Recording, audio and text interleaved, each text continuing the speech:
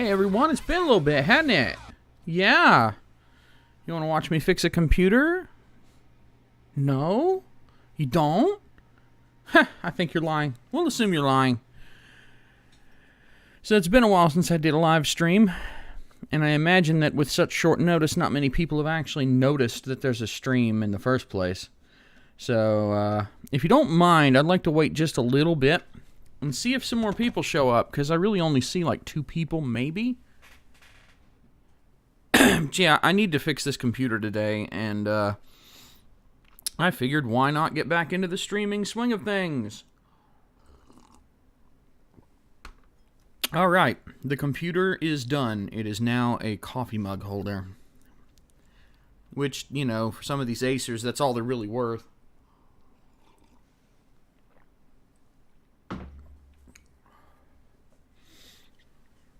Wow, I actually had a weird, like, on the graph over there, I had a weird viewer spike. I don't know what that was all about. Yeah, you can tell it's been a while since I did this because my little station over here where I actually do the monitoring is at a terrible angle. I must have moved it by accident. Okay, I need to get the part, actually. The part.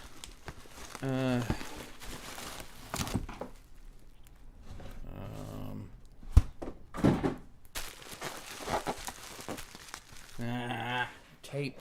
Always with the tape. I swear.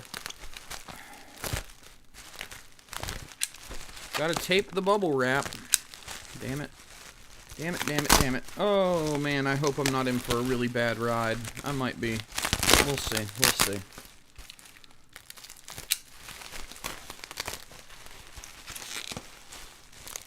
Oh, there's still tape. How is there still tape? I think it's just to spite me. Can I get this out of here without... No. No, I can't. I needed more room. Sorry, you can't watch me unpack. Dude, I don't think this needed this much bubble wrap, guys. Come on. Alright, this is what the customer ordered. I did not order this part. I told the customer it could be replaced, apparently, a long time ago, God knows when, and they ordered the part, not me. What? So this is what I'm working with. Whatever it is, it's what I'm working with. I hope it's correct. We'll find out, won't we? Yes, we will. Yes, we will. Nope, not a bad hinge. This one is a keyboard replacement and SSD upgrade and all that jazz. And, oh god, it's all scratched up. Holy shit. Why? Why? Hello, everyone. Hello. Ernest, always a... Oh, fuck. Wow.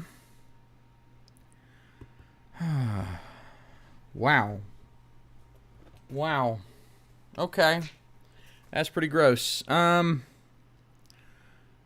Yeah. That's, I'm not sure if you can see it, but oh my god. Yeah, this is definitely cleaner. Cleaner is an understatement. It may not be immediately obvious to you, but, let me just show you. Let me just give you something to admire, kids. Look at that. Do you see that? Do you see all the fur? All the fur growing on that friggin' keyboard? Let me just run it under there for... Look at it. Look at all that. Look at it. Oh, and my favorite part is the screen. Look at the screen. Oh, yeah. That's, it's got some gross. And I think they use the arrow keys and number pad a lot because there kind of aren't any anymore. So, yeah, I wonder why they need a keyboard replacement. I can't tell if this thing is growing something or not. Holy shit. Oh, God. Oh. Oh. Let's just close this for now so I don't vomit. Okay. Vomiting averted for the moment. So, if it was just an SSD upgrade, I don't use gloves. I get right into it. But, you know, then I suffer later, I'm sure. So, I've dealt with way worse, trust me. So, if it was an SSD upgrade and that was the end of the story, all I'd have to do is take this door off here, and we'd be good to go. And that's the first thing I'm going to do. I don't need a utility knife, I don't think. Yeah, let's just toss that. Hang on just a second. This coffee might need to live over here somewhere. Hold on. It can live right there. By the way, this is my love cup. I got this at Target. It was like clearance, and it's a nice mug. It's actually a really nice mug. But very simple design. It's not as cool as the Cloud is just someone else's computer mug that I had to epoxy back together. But it definitely is a higher quality mug. It's very southern, honestly, the way that it looks. It's just very... It's the kind of thing that, you know, you would expect to see it associated with comfort foods and mom and the farm, maybe. Who knows? Oh. You know, for a second there, it looked like there was no RAM here because there's no chips. I actually was like, how is he using a computer with no RAM? But there is a memory stick here with memory on only one side of said stick. Is there a screw under the hard drive? Yes or no? Well, at least the hard drive's easy to slide out of the connector. This thing's full of hair. Pet hair. That would explain a lot. This looks like... This might be cat hair? Cats. Must be cats. It has to be cats. Okay, wait. I want to check something real quick. How screwed am I? How screwed am I? Okay, it looks like most of the little brass things align with stuff on the bottom.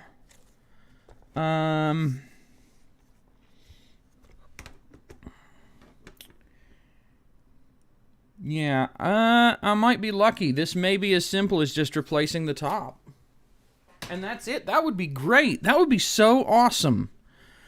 If all we have to do is replace this giant top piece of junk.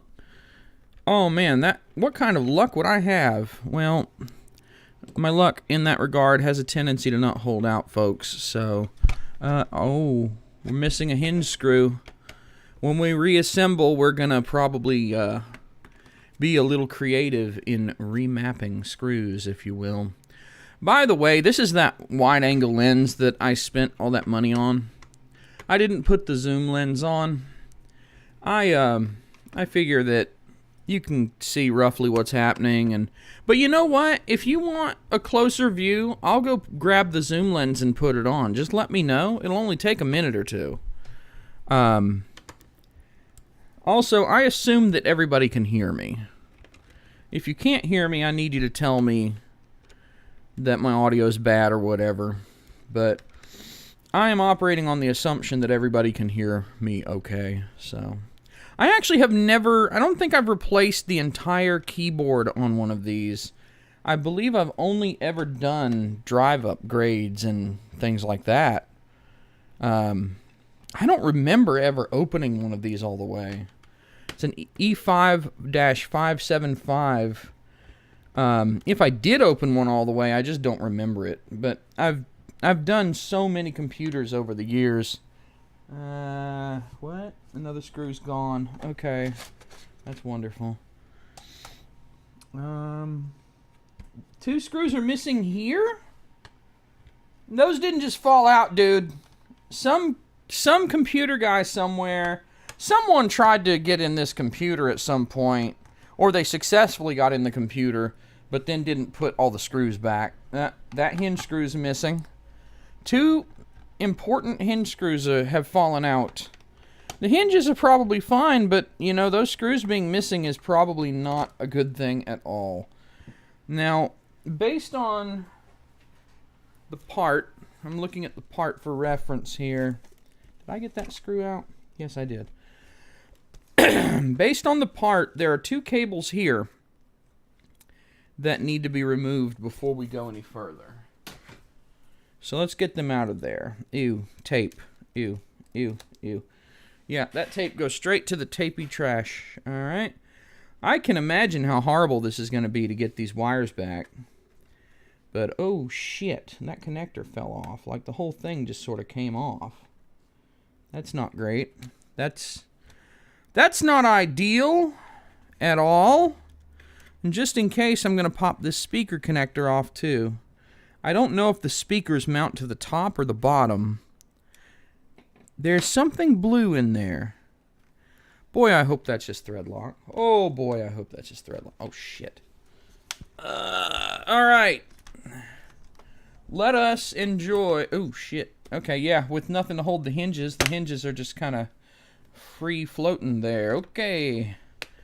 Yeah, you need to calm down. Maybe we set it on its back. Oh, shit. There's like cat hair everywhere in this thing. What is wrong with me? Why am I doing this to myself? Why do I hate myself so much? Why is this stuck? Why? It's trying to lift the entire board out of here. Why? I don't understand. Is there a connector here that I'm just... The board should not come up with this, and yet... Uh-oh. I hear plastic crunching all over the place. Ooh. Hey, I found one of those screws. Why is that there? Why is any... Okay, yep. I am indeed screwed, it would appear. Yep. Okay. Yep. Yep. The keyboard is the frame for the computer. This thing is peak horror. Does anybody want me to get the zoom lens? Let me know. Let me know so I can cry. Oh, shit. Yeah, that hinge mount's gone. That's why it just ripped right open. Oh, I found another hinge mount over here. Oh, there's a battery pack. Oh, yep. This is going very well. Very, very well. Pay no attention to the man crying behind the curtain. Holy crap. This is going so very well. Yeah, there's no roaches in here. That is a plus. One of you said you'd rather deal with cat hair than bugs. I would too, as long as there's no cat piss. That has been a thing. That has definitely been a thing. By the way, if you hear a whirring sound in the back, that is my space heater. So please ignore the whirring sound. I promise I'm not drying the hair I don't have. It's just a space heater. Oh, Christ. Yeah, there's a ton of cat hair in this thing. So, I thought maybe I'd be able just to, like, pop a keyboard plate up and replace it, and that'll be the end of it. However, I'm now finding out that I will have to swap literally everything. So, go me. And by go me, I mean go straight to hell, me. Because that's where this train's headed. We are going straight into the bowels of Acer hell. Acer hell is like normal hell, but cheaper. It's discount hell. Why are you doing this to me? Why is this a thing that is being done upon me? Okay, please get... You know, I thought this was going to be easy. I thought this was going to be kind of a cake disassembly compared to some of the stuff I've done. It is not. Oh, I hate this. What is that? That is a weird angle, like, this connector is at a weird angle. That's stupid. You know, it just occurred to me, I think I'm streaming at 1440p. Pretty sure I am. Of course, I've kind of forgotten how to use OBS. Yeah, I'm streaming at 1440. If any of you have the bandwidth to deal with it, and you want to see this in higher quality, feel free to switch to 1440p and enjoy the amazing quality. Let's get this DC jack out of here. Oh, it's a little sticky. Everything has to come. Everything must go. It's a I need to replace a keyboard, ergo I have to rip the entire computer apart sale. The Wi-Fi antennas have to come out, and they're wrapped so tightly. This is really going to suck to put back. All of this is going to suck to put back. I'm not looking forward to reassembling all of these wires. All of these damned wires. Oh, okay. Ooh, someone suggested I put cat hair in my mug. Oh. Mmm. Dander. Yeah, at this point, I'm just pulling things because I don't know in what order anything needs to come out. But I also don't care. I just want it over with. So this is probably where the most disgusting part of this stream is going to be. We are separating the fan and the heatsink. Ooh. Yes, there's surprisingly little hair in this, actually. How? That's a feather. That is a feather. That is not a cat. That's not cat hair. That is a tiny feather. Oh, God, I don't know if you can... I don't know if I can get it to focus that close, but... close enough. Look at it. Can you even see that? I don't know if you can see that. I don't know. Get in the hand. There you go, buddy. Can you see that feather? There, you can see that feather perfectly fine. It's an itty-bitty bird feather. I've never... This is the first time in my entire career that I've seen a bird feather in a CPU fan. At least that I know of. That's actually kind of cool. Oh, God. A bird feather. Of all the shit. A bird feather. Okay. Let's get this board out of here. Come on. Come on, come on. The good news is a lot of this cat hair that has gotten through the keyboard will go away simply by virtue of replacing the... Okay, what are you stuck on? There's a wire I didn't see. What the hell does this go to? What does that go to? Oh, shit. That looks like a backlight. Oh, shit. There is one on the other one, too. Okay. That's a backlight. Okay, here's a screw. Oh, God. Okay. Okay. Will you just lift up, please? Oh, my God. It just lifts up. Okay. Oh, that's actually one of the easier full disassemblies. Okay. Okay. All right. Let's get this cat hair off this board before we go transferring stuff. Also, I have to move the speakers over, don't I? Where are they? Where are the speakers? Oh, shit. That's right. They're on the bottom. Okay. Hang on a second. Let me go grab something.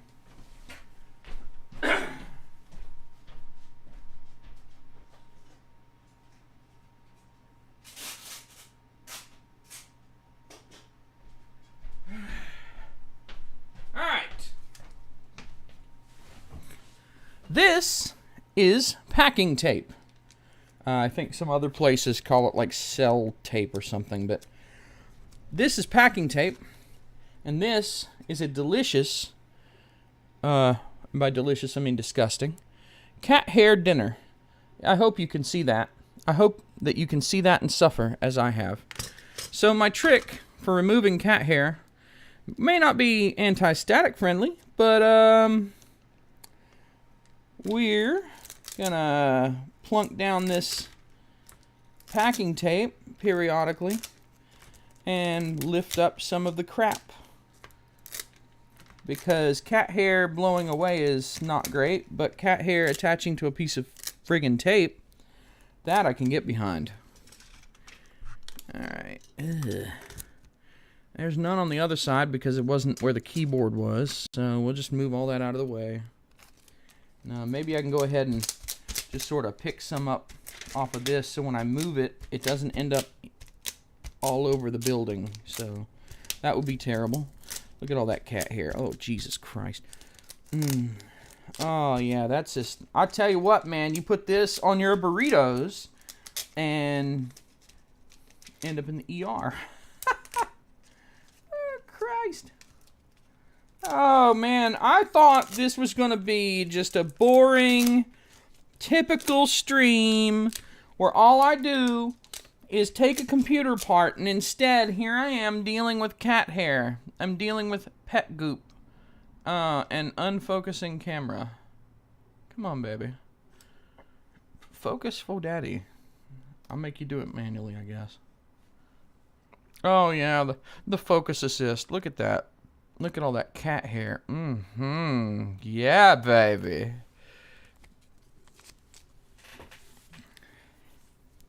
All right. Did you say happy Friday in the chat? Happy Friday in the chat. This is not a happy Friday. I'm going to be licking some cat hair, I think, by the end of all this. Okay, ooh, this thing is not in good shape. The good news is, since we're replacing all these plastics, the hinge mounts that are destroyed, or at least the one or two that I'm seeing a problem with, yeah, they're all going to get replaced. So that's the end of that. I'm going to put it over there. Aw, shit. That's disgusting. Hang on just a second. I really want to clean that up. At least a little bit before I continue. I just can't deal with it, man. This is disgusting. Yeah. Yeah. This isn't gazing cat. This is shedding cat. This is Cat Byproducts Productions. Thanks for watching. Yeah. I am using isopropyl alcohol, even though it can damage the film on the screen. It's also not going to be attached. It's not going to be on the screen long enough to care. And I'm not dealing with this. And so no. Yeah, no. No is the operative term here. What we are dealing with is no. No, I don't want to friggin' do this. Okay. Sterilize your damn screen. Okay. Whatever. All right. Thanks for watching my disgusting TED Talk. Look at all those hinge mounts that aren't destroyed. I don't actually think the hinge mounts are too bad on this model. It doesn't look like it anyway. I think this guy probably just opened and closed his computer so much. Okay, now I have a new problem. Now, that is not at all the tool that I was reaching for. Now I have to get this brass ring off down here. There's a the previous hinge mount is still attached to the screw that goes there. So we're going to have to put some pressure on that and unscrew it, because we have a good hinge mount and we're not gluing it back together this time because of that. So pressure, come on, there you go. Got to hold it in place so we can separate it. Come on, there you go. There you go. Nope, there you don't go, I guess. Come on, you nasty bastard. I bet I can hold at this point. Yep. Okay. There's another broken brass ring. Out. Look at that. These things, it's amazing how much trouble these things cause. These are the brass inserts that your hinge screws and your case screws and all that go to. It's the interface between the screw and the plastic chassis.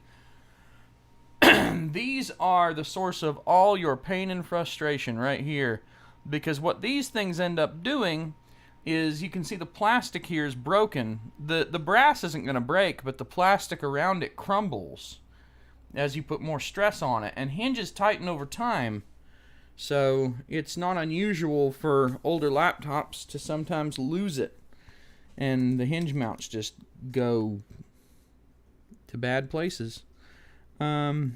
There is tape on this. That tape probably needs to go away, or at least I'm going to use it to hold this down so it doesn't get in my way.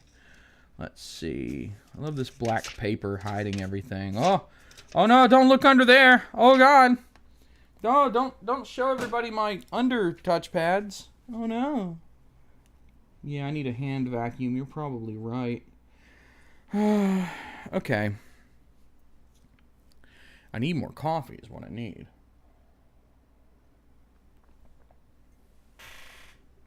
Let's see what's it say here.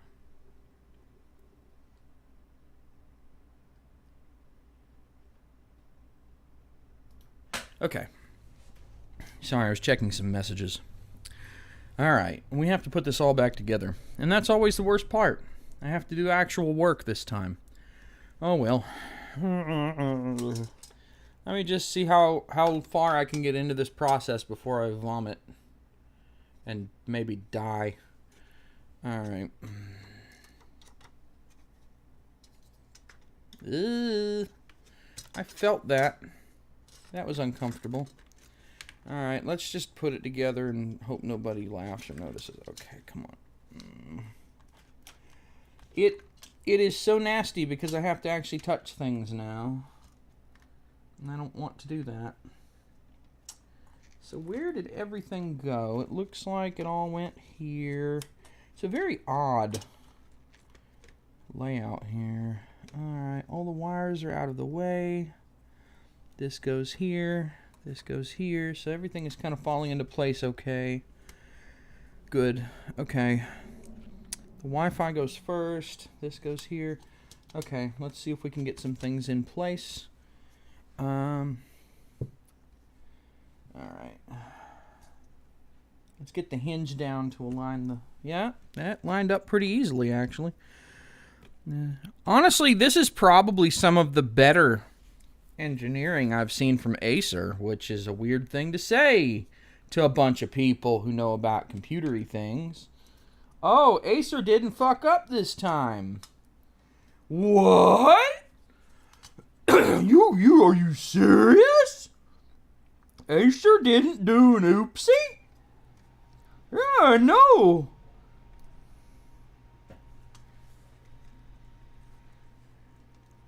Come on.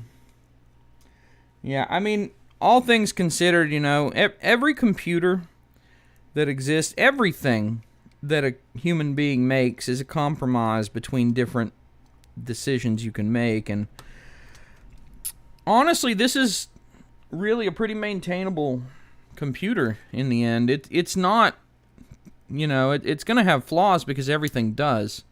But this is actually not a bad setup. Everything's easily accessible. It has access doors to be able to upgrade RAM and hard drives. And then it has just one big plate that gives you access to literally everything else. So it's really straightforward.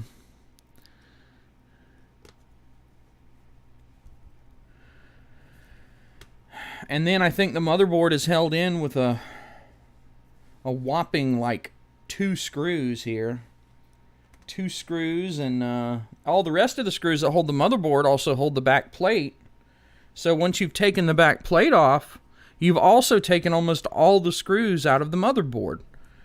It really is pretty well done, all things considered. And I think I would rather work on more computers that are put together this way. I don't like the keyboard being so difficult to replace as a discrete component. But if I had to choose, I think this is probably the easiest to get into and to get things disconnected, because the alternative is another design that I don't like, where the keyboard, like the top plate for the keyboard, just lifts up. I mean, there's a couple different designs. The one where you have to remove the keyboard separately, they like to shove screws under there. And so then you have screws in the bottom and screws under the keyboard, and removing the keyboard can be a real pain. I mean, honestly, there's not any computer that's good in that regard. It really is just, you know, what form do you want the pain to be? And I think that while I don't like the unreplaceability of the keyboard, I think that in the grand scheme of things, if we can just sort of operate on the assumption that people will not do dumb things, like spill dumb things on their keyboard, like if you're not someone who will do that and then just sort of let it sit there for 3 weeks and then bring it to me because it doesn't work, and go, oh, I spilled coffee, wine, vodka, and the cat peed on it, and I waited for 3 weeks to bring it to you. I didn't immediately flip it upside down on a towel. Instead, I waited for weeks to bring it to you. Can I get it fixed cheaply? No! No, you can't. No, you can't. Now I have to buy a whole laptop-specific setup because keyboards are plastic welded in because manufacturers are dicks. You know? No. It is not going to end cheaply and happily for you. You're going to suffer. You're going to suffer mightily at your own hands because you wouldn't bring me your cat piss keyboard so I could fix it before the cat piss destroyed everything. God almighty. Cat piss keyboard. And by the way, just to be clear, this is not a cat piss keyboard. This laptop is not one of those. It's not full of cat pee. It's just cat hair. Cat hair, dog hair, human skin dust. All that stuff is relatively benign. I don't worry about that. If I open a computer and it's full of like breadcrumbs from where a guy ate his bagel or his toast, skin flakes, hairs, I don't care about that. That stuff's all over the place. You're literally covered in this stuff. It blows around your house all day long. You know, you're exposed to a lot of that stuff anyway, and it's not like horribly unsanitary, to be frank. But roaches and cat piss? Yeah, no. Did I say no? Because I mean no. That stuff is just no, period. You know, it occurs to me, before I go putting a battery back in, I probably should plug these wires up. Come on. Oh, gooey. Alright. Let's hook this crap back up. Oh, God. See, this is the bad thing. Like, I've been doing this for over 15 years. And, just talking about it brings up all these memories. Oh, my God. You don't understand. One of the guys who came in with a cat piss damaged laptop, I went to his house, okay? And I had to work on it there. Do you think, for one moment, that when I worked on his computer there, that keyboard was clean? And it was a desktop, if I recall correctly, actually, that I worked on at his house. He brought me a cat piss laptop later, but I had gone to his house before, and I still remember roughly the street it was on, and I remember, I mean, it was like somewhat avoidable nastiness, but the place reeked, bunch of cats. It was bad. I mean, it was borderline, I can't help you, I'm going to leave. But I was able to power through it. It wasn't bad enough that I couldn't find a way to deal with it and kind of avoid the disgusting parts. So I powered through it, took their money, and never had to go back. So whatever. I have not dealt with that person in probably 8 years. So thankfully, that's the only time I did that. If I had to do it again today, I probably still would, because like I said, you know, I can always wash my hands later. ER nurses deal with a lot worse. No need for me to be a giant whiny pussy about it. What is shaking? What is shaking on here? Oh, fuck, that's broken. That is broken. Yeah, that is very broken. Yeah, okay. I mean, it probably isn't a huge deal, but on their original plate here, we have a spot right here where the speaker is. Let me see if I can get it on the camera and not screw it up too badly. Is broke. Is very, very broke. Once it's screwed back together, though, I think it'll be fine. So I don't care that much. But I noticed it was wobbling. I get all the wires. They all look lined up. Good night. Sweet prince. Okay. This will be easier to plug up without it hooked in. Let's hook up the speaker cable. Let's get this back on. How can we do this?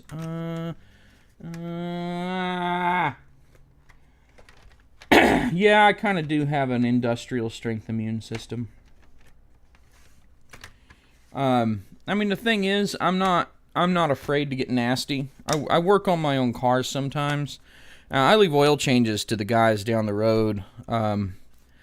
Oil changes and tire rotations. I'm willing to pay someone $60 to put 3.28 quarts. That's how much my Mitsubishi Mirage actually takes in oil. 3.28 quarts. Like, if I bought a 5-quart jug, 3/5 of it would be wasted.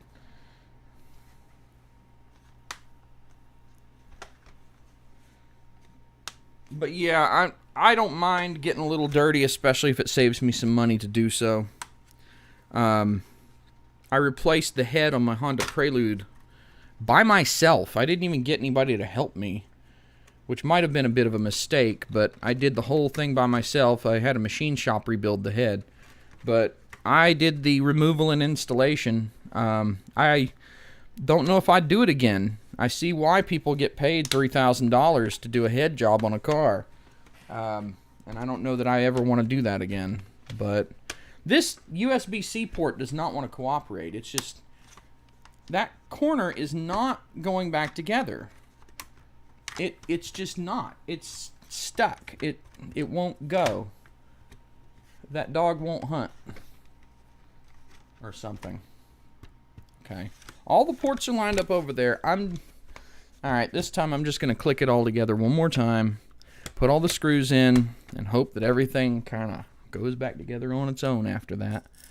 Alright, let's get some screws. God damn, what a mess. Alright, all the screws. Let's lift them up and put them over here. Magnetic screwdriver's priceless for this crap. Absolutely priceless. Now, there was one screw in the middle of the CD drive area last time. I am going to probably put a screw closer to that breakage. One of the ones that I got just fell out of the computer for no good reason. Okay. All right. Excellent. So CD drive can go back. God damn it. Ah, I hit it too hard. You ever do that? Yeah, that was fun. That was fun. Now we get to find all the screws and bring them back. Okay. Alright, put all the screws back. This is the boring part. I have to put all the damn screws back. I hate doing this part. Alright. Maybe I should just, like, start in one place and work my way around like a normal person. But that wouldn't be any fun, would it? I have a tendency to just sort of shotgun these things. Oh, dropped one. I'll deal with it later. It may not even matter. It may matter. It may not matter. I don't know. But if I can get enough screws in it. I'm going to go ahead and triage this. I'm going to put screws in the hinge areas first. Especially since I dropped one and I don't want to go looking for it. I'm going to put hinge screws in first. Because those are the most important.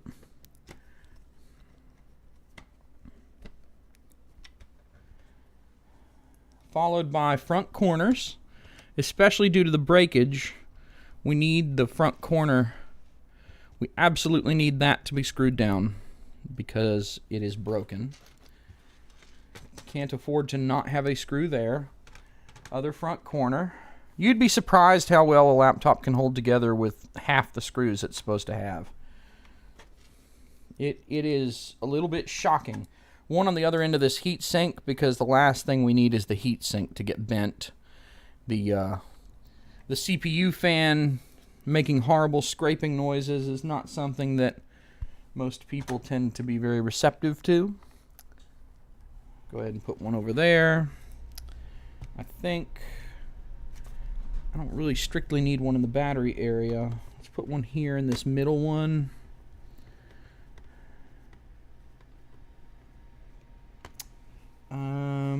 And put one here. These are all motherboard screws. I know because I took it apart, so now I know where they originally came from. So we're missing yeah, not very many screws actually. Wonder how that worked out. Okay, wait, I found one over here. We can put one here. Okay, That'll work. The Wi-Fi antenna is over here, so I'm going to add this here. Gives a little bit more resilience. Can I find that one easily? I don't think so. Hang on a second. Let me see if I can locate it. All right. Hey, give me just a second. I'll be right back. I need to get more coffee and turn the heater down. It's actually getting kind of warm in here now. Didn't think I'd say that today.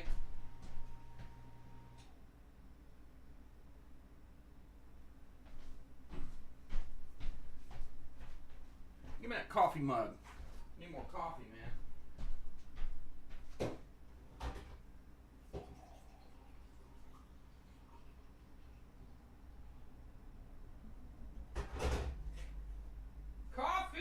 Coffee. I convert coffee into fixed computers. Aren't I an efficient machine? Oh man, yeah, we tuned into the stream to watch nothing.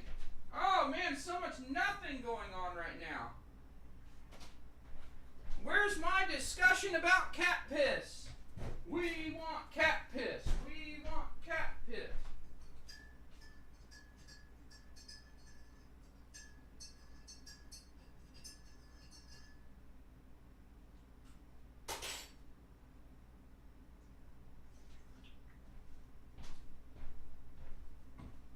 All right. Now I have the tool for the job.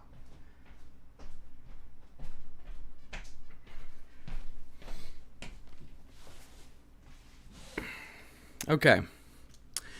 The second part of this is a solid state drive upgrade and a Windows 10 clean install with data restoration. So let's get this hard drive taken out here. Now, one of my problems is I don't know how much data the person has, but even if I do, well, I need to know how much data we're dealing with before I know how big the drive needs to be. No, I've not lost my mind. I'm just playing it up for the camera, to be perfectly honest. But hey, man, indulge in some humorous fantasies. So I need to take this hard drive over to this computer real quick and check it.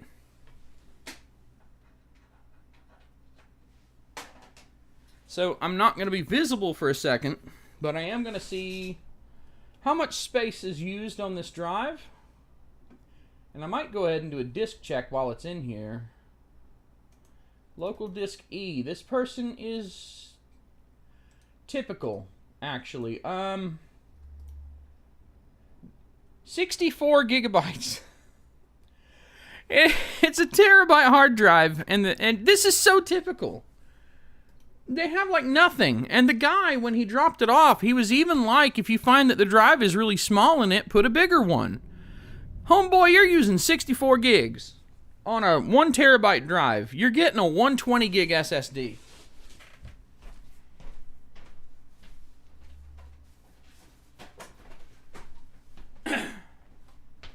Also, note to self, order more 120 gig SSDs. Let's go ahead, since we've got to do a data recovery anyway. Okay, not data recovery, but here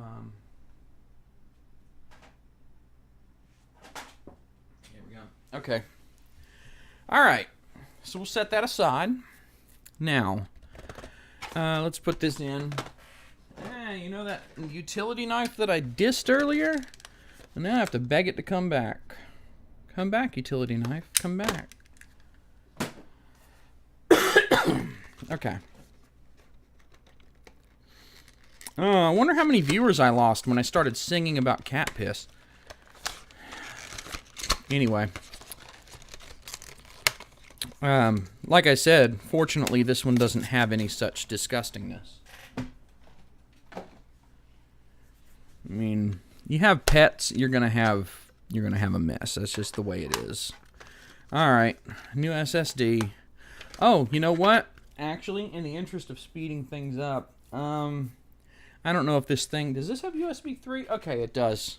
All right, if it has USB 3, I'll just use the 2.5 gigabit USB adapter instead.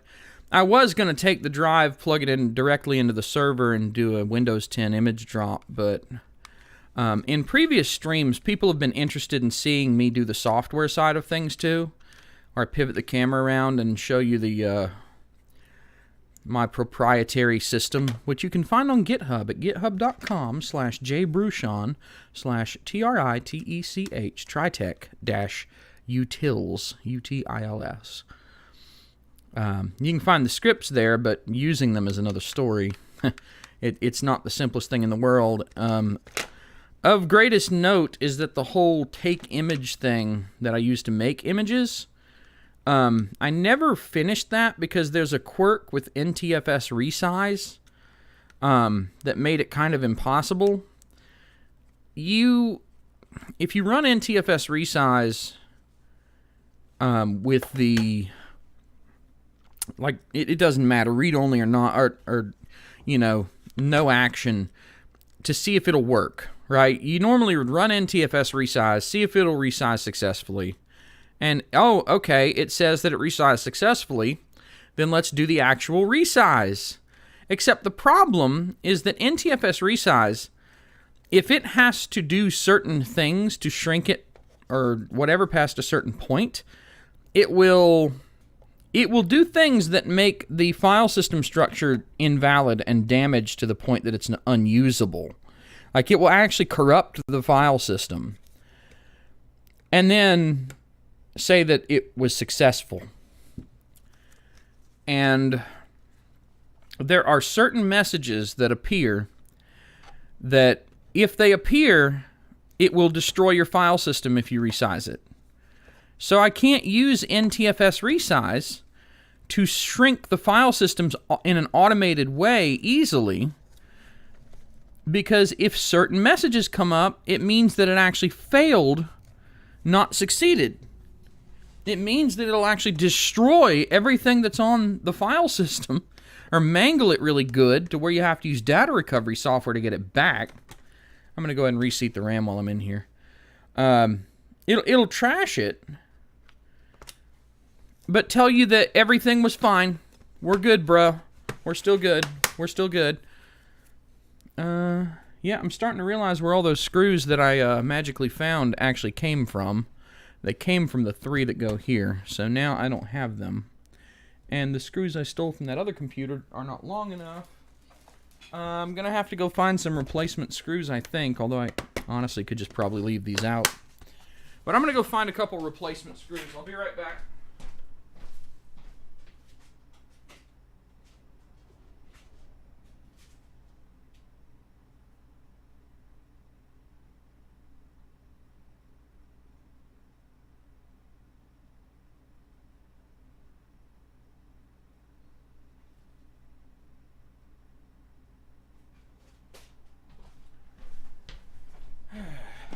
All right, I think these might be correct. I could be wrong. I probably am wrong, and that's okay. Let's see. I mean, honestly, it's pretty resilient either way, so yeah, that seems to fit okay. All right, and how about this one? Let's put it right here. Yeah, that seems to fit okay too. Anywho.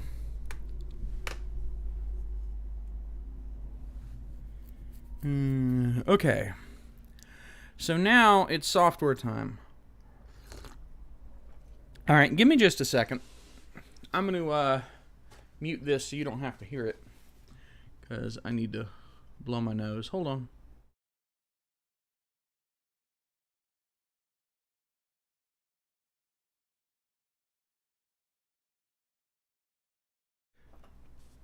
Okay, biology break over. Now, let's go ahead and kill this light and get it out of the way. All right. So, let me know in the chat. Yeah, there's a lot of screws behind my coffee mug, actually. There are like 8. That's from another laptop. They actually need to go into the salvage bin. So, does Does anyone want me to go ahead and do the software stuff on here too? I mean, I can't do it all, but I can put Windows on here using my special crap, and I can start the data transfer. I don't know how much data he has. If you're interested in that, let me know in the chat. I will wait for your response.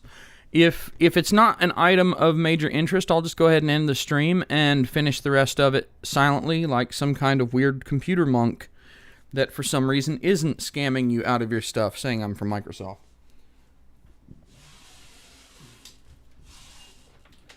In the meantime, I'm going to find a power cord to plug into this thing. Oh, of course it's on the other side. Why wouldn't it be on the other side? That's just mean, man.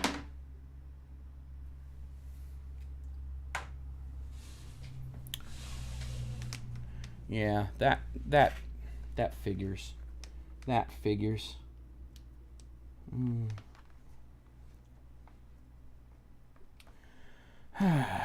What a nuisance. Okay. All right. So, people say keep it going. Well, all I'm going to say is you brought it on yourselves. The towel is a problem. Hang on. The towel is a problem because fans and all that. So let me get something under it to keep it from... You know what? I'm just going to prop it up on this. Okay. I have to rearrange the camera to do this, so please bear with me for a minute. Because the camera has to go in front of me, and that's no easy feat. I have to move the whole setup here. The legs need to come down a lot.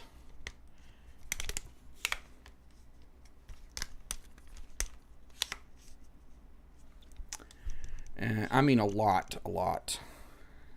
And now it's falling over. I love it. Okay. Oh my God. It's ugly guy with his ugly don't touch, no step on snake flag in the background. Oh no. I just chased off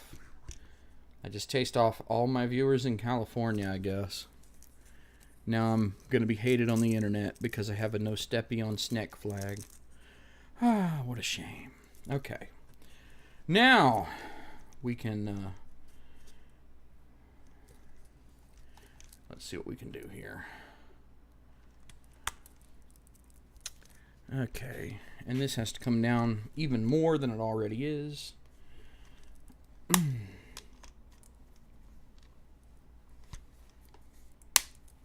Okay. Yep, see...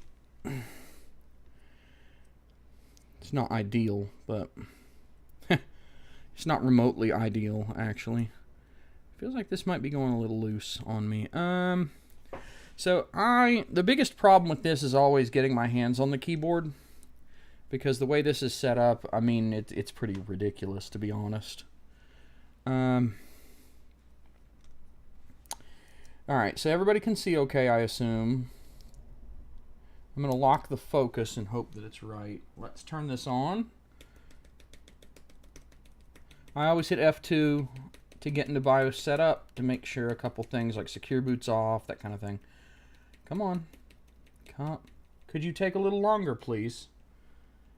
Don't tell me it doesn't work. After all that? Are you teasing me? You're teasing me. What are you doing?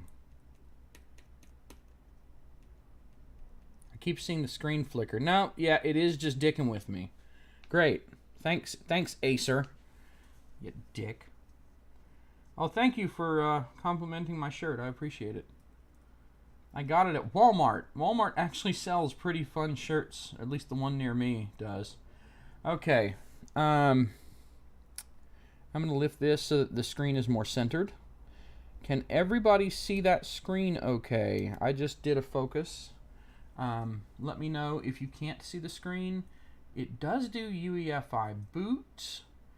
It's one of those Acers. Aw, shit. Okay. Alright, you're about to get an accidental lesson. You're about to get an accidental lesson in Acer Secure Boot Disable. Alright? So Secure Boot is enabled and you can't turn it off, right? Obviously, for someone like me who hates Secure Boot in general, but especially hates it when something tries to tell me I can't do something. Let me get this brighter. Let me actually kill the glare. Hold on.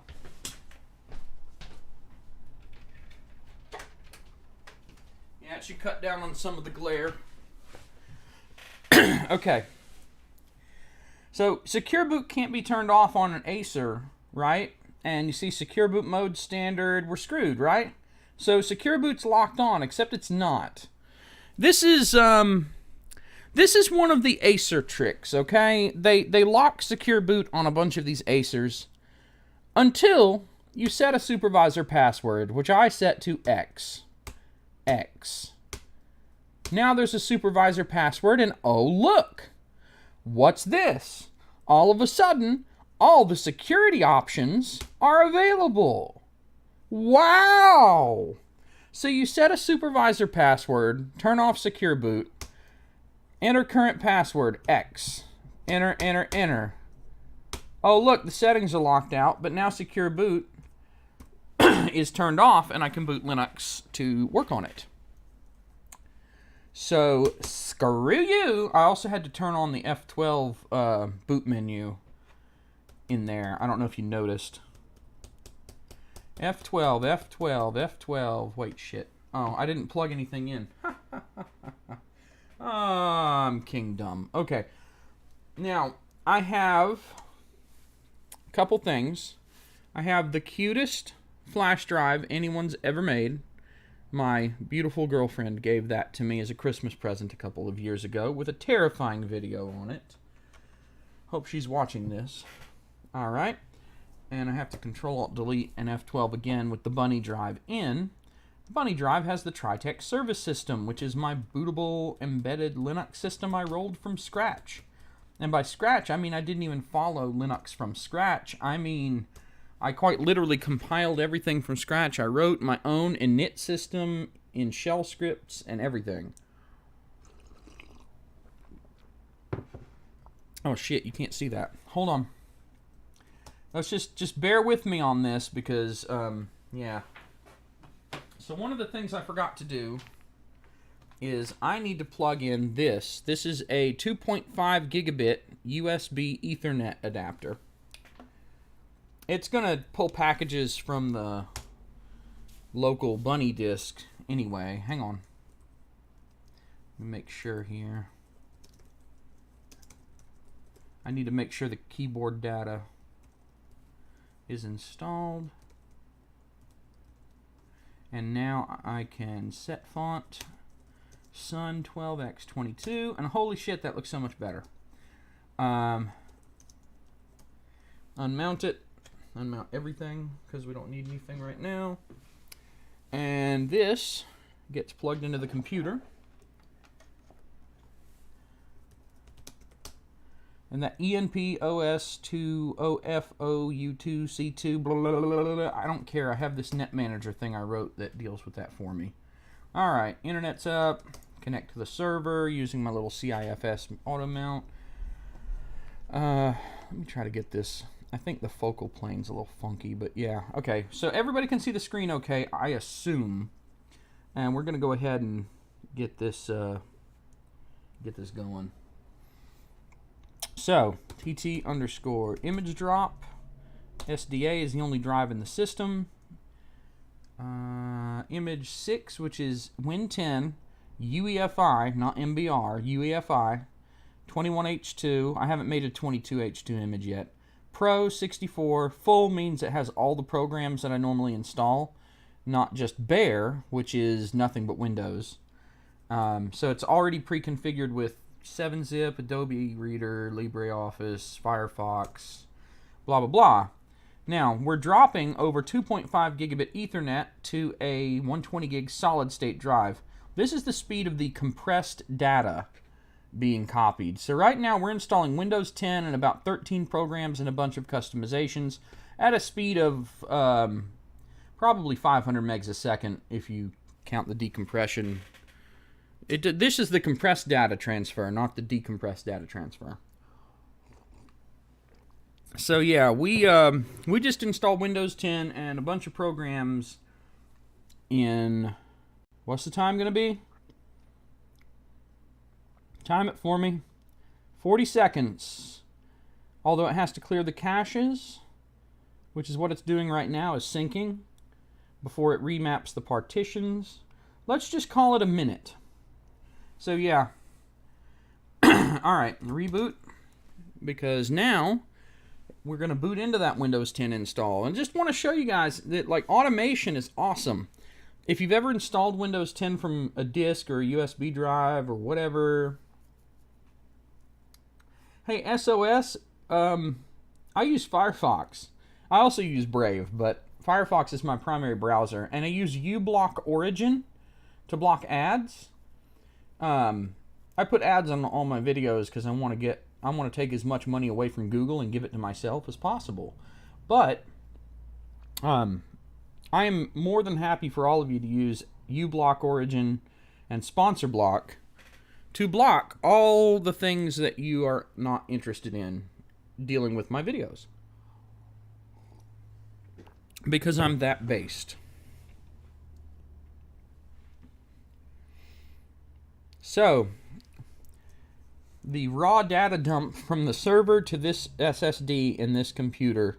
And this is a computer from 4 years ago, and it's a cheap one. Although they got an i7 sticker on the new keyboard, it's really an i3. And there we go. All this stuff's installed. It's good to go. Now, obviously, you still have to do things like drivers, which Windows 10 will largely pull from the internet for you. But yeah, the bottom line is I've automated things such that I don't even have to think about it. I can just drop it all and walk away. Now, the mouse doesn't work. Why doesn't the mouse work? Why does the touchpad not work? Because of this, the I2C device. So you also get to see me use nothing but a keyboard.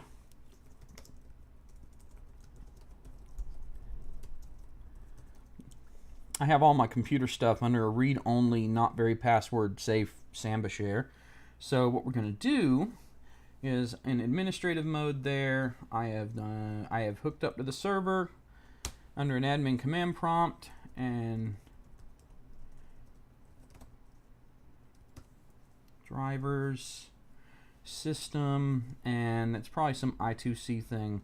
I'm just going to let it scan the whole driver repo on the server in the hopes that I get the right I2C driver without thinking about it. It's probably just an Intel one, but I don't want to try and figure out which one it is. Scan the server for it. Oh, iOS? Oh, you're using an Apple product. I'm so sorry. I love my cell phone. I have a Motorola cheapy phone.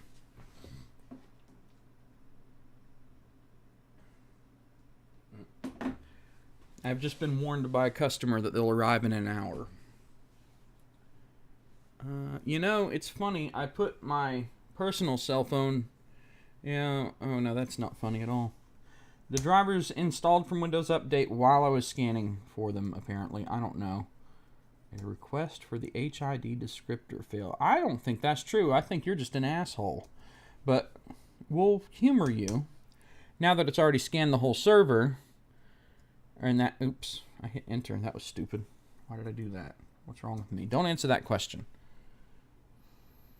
Yeah, so I was wondering where the hell my phone went, and it's quite literally just over here so I can monitor the live chat. That's my pretty green Motorola phone. $150, like, I don't know, 7 or 8 months ago, I think. Man, I tell you what, I am very happy with this phone. I don't care about that text. I know I'm live on my channel. I don't want travel features on my credit cards. I don't care. Don't care. Okay, notifications dismissed. And now I've loaded the thermal thingy that isn't going to help the mouse work. See, I probably will have to either hook an external mouse up or figure out where the hell the drivers are for it. How annoying. PCI memory controller. I wonder what that is. It's probably something stupid.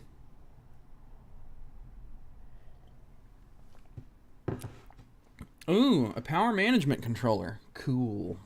Okay. See, I have a giant driver repository I've built up on the server over years and years.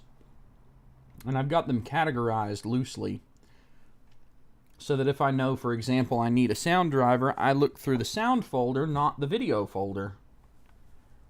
Except if it's HDMI audio for a video card, then it's going to be under the video folder. Because that's, you know, how HDMI audio works. Oh, a video driver came down from Windows Update. So I guess Windows is at least fetching drivers for me. Yeah. I'm surprised that nobody had anything to say about me installing Windows 10 in like 30 programs in 40 seconds. I guess that's not much of an achievement these days, huh? I wonder if it's under input. Maybe it's under input. I might have an I2C touchpad driver under input. Yeah, the driver's not installed, bro. If it is installed, it's not working right. There is, yeah, it's an Acer ELAN touchpad. Okay, this high definition audio is 10EC, means it's Realtek. So update driver, and I already know that that one is sound HD audio Realtek. The age of this computer, I'm going to put 279. 282 is needed for newer computers, but this one's old enough, I'll probably put that one. If you leave the generic high-definition audio device, a lot of times the headphone jack won't work on a laptop. And that's how the customer finds out that it's not installed. Excuse me. You can finish installing drivers now. I don't mind. Oh God, there's still disgusting stuff all over this screen. I am so sorry. I did clean it. You saw me clean it earlier. Yeah. Now, I want you to keep in mind that my ability to install all that stuff in 40 seconds, a minute if you count all the extra stuff around the drop, that hinged on having an SSD, having 2.5 gigabit Ethernet, and having a server that can pipe the stuff out at that speed as well. Giant RAID array, basically, is what that's spinning off of, so... Alright, so this I2C HID device, what I'm guessing, and I'm going to go to it and then change view to devices by connection, and it shows me what it's hooked to. What I'm guessing is that this Intel I2C controller is probably not the right one for this particular machine. So let's just pick this newer serial I/O and see if it makes a difference. It is entirely possible that that's the case. Let's also, on some of these Acers, you can switch the touchpad between basic and advanced mode, and the basic mode works and the advanced doesn't. I really don't want to have to yeah, okay, so I think I may have to do something different there. Shutdown -R-T0, and that'll restart.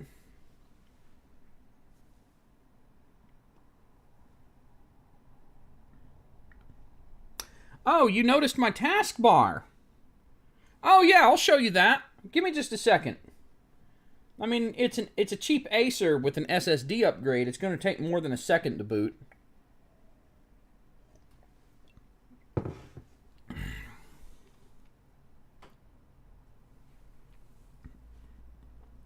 By the way, just a reminder, there is typically about a 20 to 30 second delay between the stream going out and what you see. So you're hearing this half a minute after I said it. So anything you write, anything you write in the chat, you are writing to a video from 30 seconds ago. There is some lag in my response because of that. So in Windows 11, my understanding is they've taken this away. You cannot customize the taskbar nearly as much. Oh, I still don't have mouse functionality. That would make it more difficult. Let's cheat. What do you say we cheat? I like cheating, don't you? Look, let's cheat. Oh my God, a mouse. Who would have thought that you could plug up a mouse to bypass a mouse? Hermagerd. Okay, mouse. Ooh, lasers. Ooh, we're setting up your mouth, Mr. Big Boy. Okay, right-click the taskbar, go to taskbar settings.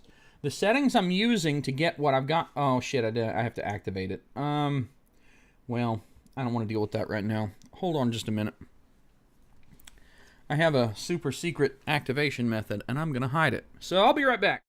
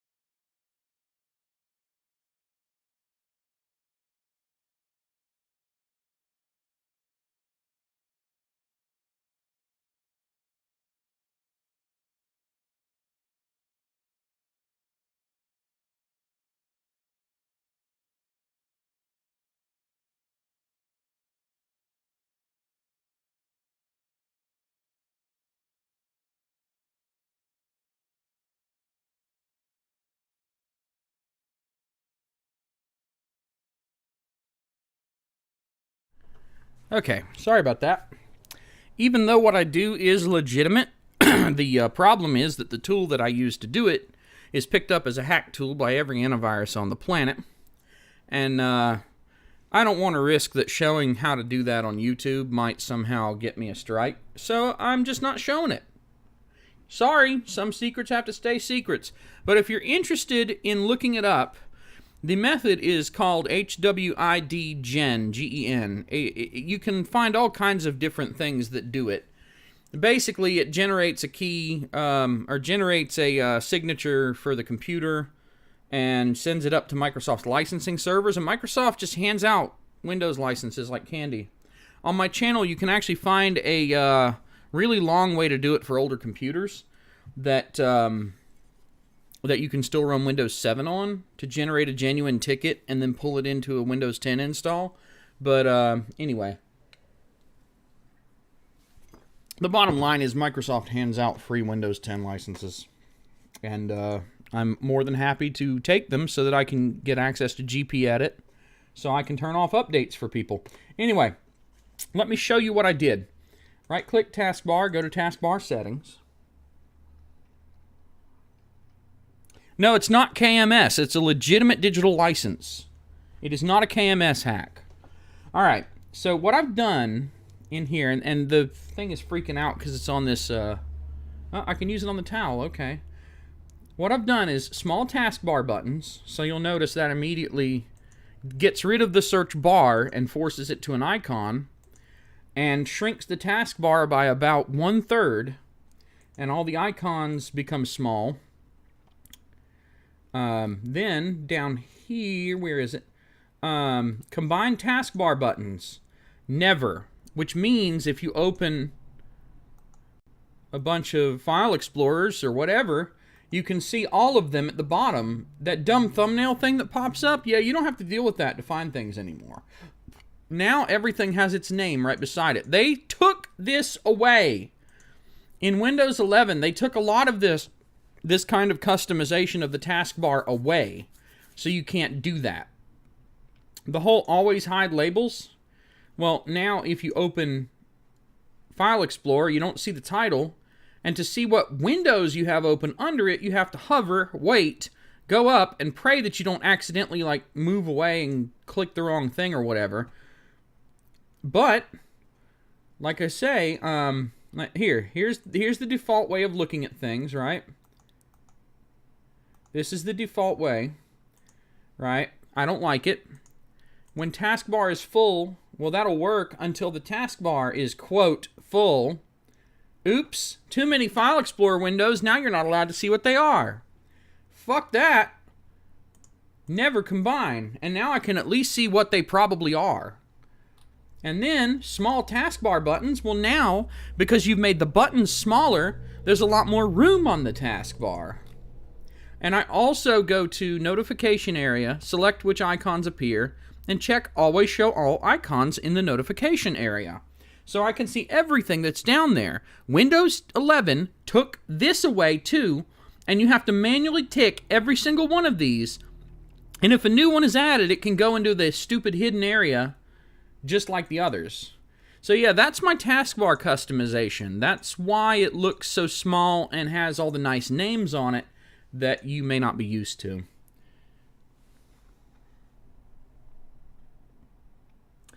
No, they're not going to add it to 11 again, because they know better than you, you stupid, simple little peasant. They are better than you, they are smarter than you, that Microsoft knows everything. The guy at Microsoft that has a freaking design job that needs to justify keeping his job has to keep screwing things around just so that he has a reason to continue being employed. Things were fine back in the era of Windows 2000. They really could have just stopped there, but they didn't. And I kind of understand why they didn't, but, you know, they still could have done a little bit better. And when they started tossing classic themes, that's when things really went to hell. Windows 8 and up, Windows 8 is where Microsoft went down the damn drain, but we're not here to listen to me complain. So look, let me, while we're here, let me give you an overview of the things that I install, and maybe I can find them quickly through install date here. Acrobat Reader, I don't install Edge, but Microsoft shoves it down my throat. You know what? I don't like this install date sort. Alright, 7-zip, Acrobat Reader, View, great picture viewer, has editing capabilities. Lav Filters is the same as like, it's FFD show. It's the same thing. It gives you access to video codecs and all your programs for modern stuff. LibreOffice, because it's free. A lot of my customers don't even buy Microsoft Office anymore because they just get that for free there. Mozilla Firefox, vastly superior to Chrome. Chrome is introducing that new stupid Manifest 3 or whatever that's going to hose ad blockers. Firefox isn't doing that. Even though it's run by rampant social justice warrior freak lunatic rainbow-haired bugs, Firefox is still a better choice than the Chrome monoculture. MPCHC, or Media Player Classic Home Cinema. Now, if you go to their main website, it says that they shut down a long time ago. But there's a guy on GitHub, his username is CLSID2, that is keeping this up to date.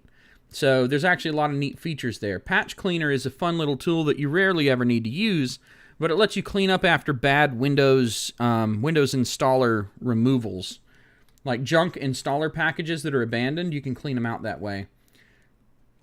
And then we have WinDirStat, which is a dumb name on its face, but I'll just actually show you what it does. If you've never heard of it, you should. Because if you need to figure out where all your space went, let me just pick a folder. Let's pick owner for kicks. Okay.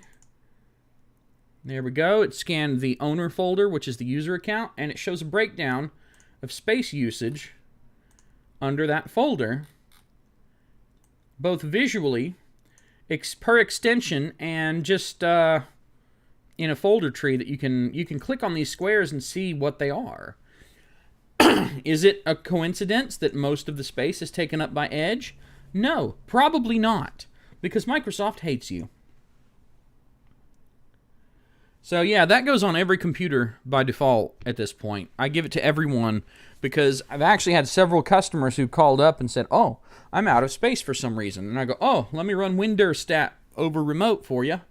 Oh, okay, there's a log file that's 100 gigabytes because your antivirus's debug logging was turned on when you talked to them on the phone months ago and never turned off because they never told you to turn it off. So now you have a giant debug log. Oh, I deleted the file and now there's 100 gigs free. Wow, amazing. Good stuff. All right. So now let's do this real quick. I need to reboot and I need to get that. Remind me to get that I2C mouse driver. I really need to get that. But right now, I need to boot back into the service system because I am going to pull their data over, and I'll show you my data backup and restore tool. If you've ever worked in computer service, you know that one of the worst things ever is the whole invasion of privacy thing, because frankly, if someone brings you a computer, they should just assume you're going to look at everything that's on it, because even if you don't mean to, you will have to poke around sometimes. So I don't know why the invasion of privacy thing is such a friggin' surprise to people who take their computer to computer guys, but one of my solutions, inspired in part by the time that I got the middle-aged fat gay man's computer, and when I was moving data around, I very easily ended up landing on, shall we say, some very personal pictures of interactions with other like-minded people, and it went about as well as you'd expect. So I wasn't too happy about that, and I decided that, hey, maybe we should be more hands-off when we do these data transfers. Let me write a backup script for the service system to do it.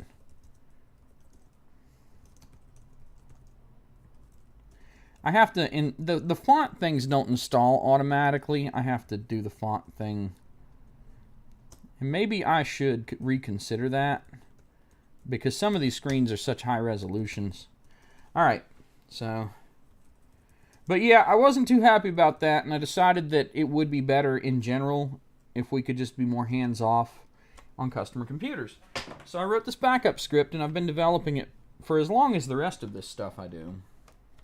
It's both faster and keeps me from seeing people's nasty stuff I don't want to see.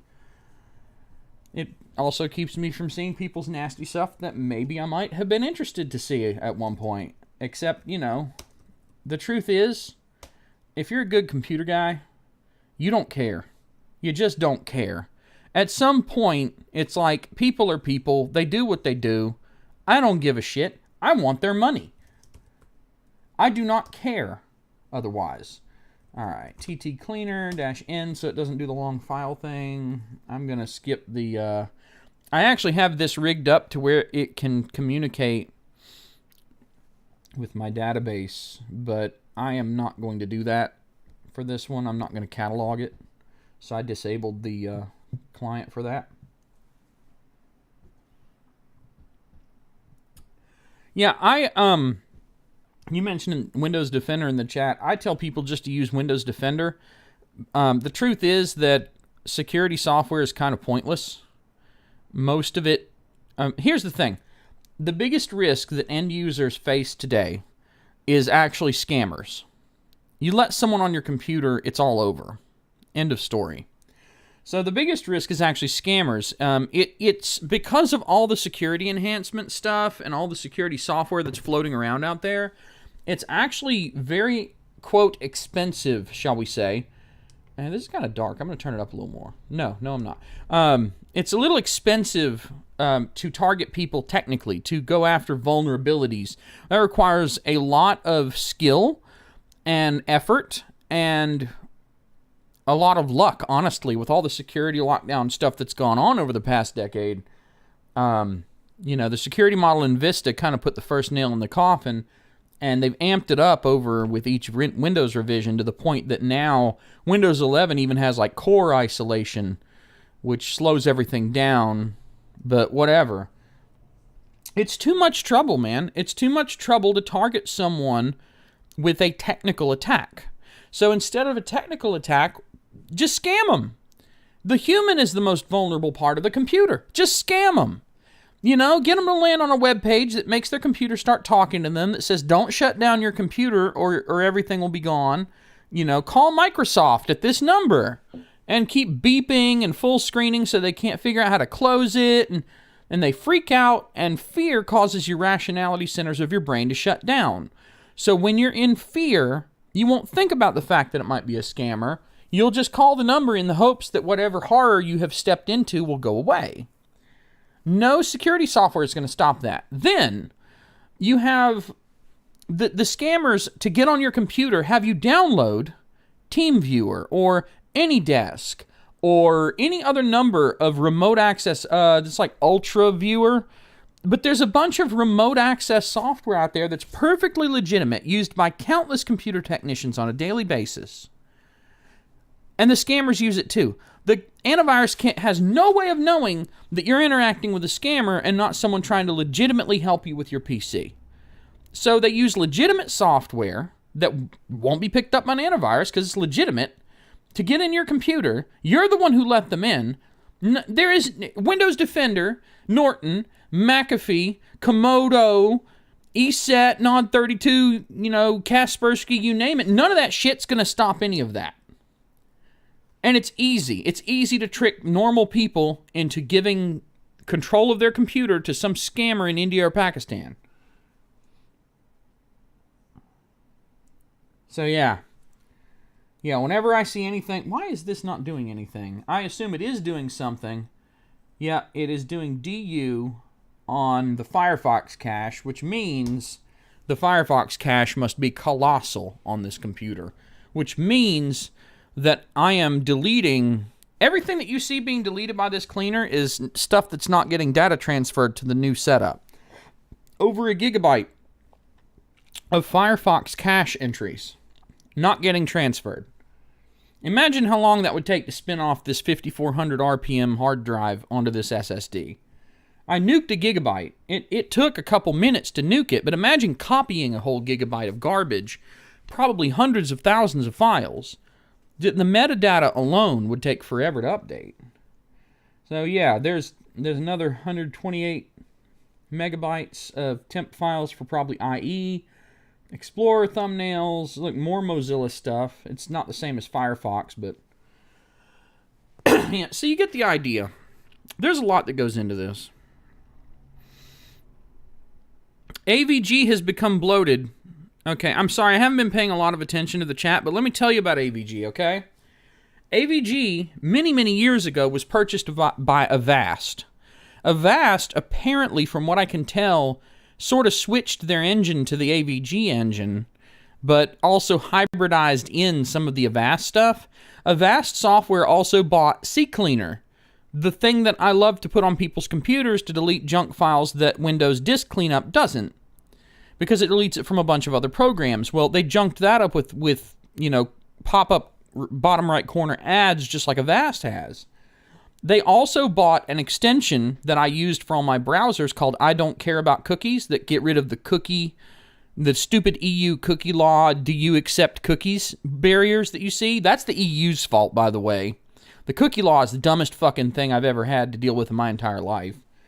All those dumb do you care about cookies things, they come up because of the EU, and the extension I Don't Care About Cookies was bought by Avast. Well, what happened is someone forked it because it was open source, and now I have to use an extension called I Still Don't Care About Cookies. But Avast bought that. Avast Safe Zone browser is Google Chrome with a bunch of modifications, and there was actually a vulnerability many years ago specific to the Avast Safe Zone browser that wasn't present in Google Chrome. So, yeah, Avast, the company Avast, has gone to shit. For years now, they've just been progressively going deeper and deeper into being a garbage company with garbage products that I tell everybody to get rid of.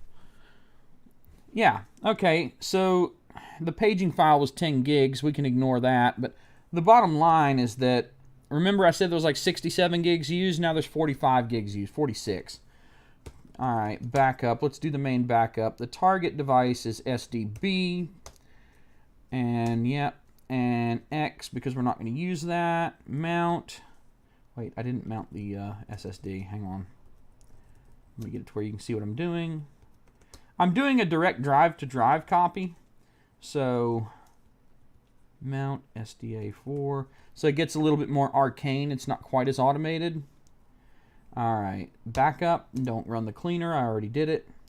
No, do not backup get current. No, do not backup recovery.txt. And I bet you it's doing DU on users. And, yeah. Where are you? I don't even see where DU is in this list. It probably is up at the top. Yeah. Yeah, it's running. I'm just going to kill all DU. I won't get a size, but I don't care what the size is. I don't want that. I don't want that. Okay, backing up.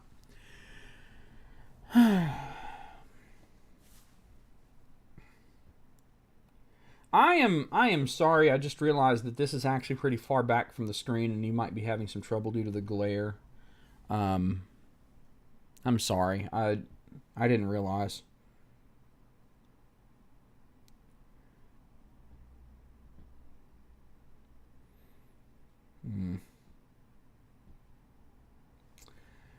By the way, I do still have plans to make some custom t-shirt designs, t-shirt and mug designs. I have a variant of the Gadsden flag up there that you saw. I have a variant that I need to draw out.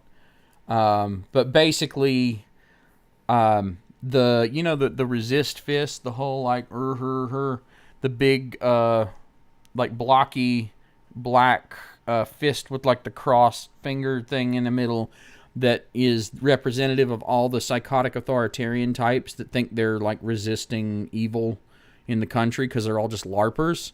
And how they made a Gadsden flag variant that said, "We will tread where there is inequality," and it's got like the fist and like the snake is like grabbed in the fist. Yeah, I've got a counter to that I think is probably the most clever thing I've ever come up with in my life, but I just have to draw it up. The resist this Gadsden flag, if you will. But that's not what it says. I came up with something a lot funnier and more relevant and memey. So that's in the works. And then there's also, like you said, there are a lot of people who like that one where I had a mug that I bought, well, someone bought for me, that says the cloud is just someone else's computer with a SAG cloud on it. I might make a variant of that, but one of you said, the human is the most vulnerable part of the computer. Yeah, some variant of that would definitely be something I'd like to put out there. So right now we're just waiting on data to copy. It's very, very, very boring. Very incredibly fucking boring. I'm going to fall asleep. So here's ATOP. And ATOP says that we are moving very, very slow. 1 megabyte per second, 3 megabytes per second. It's probably touching very, very small files. Let's find out what it's touching. Yeah, it's touching the local storage part of Firefox, which I do not clear. Oh God, there's a lot of it too. Yeah.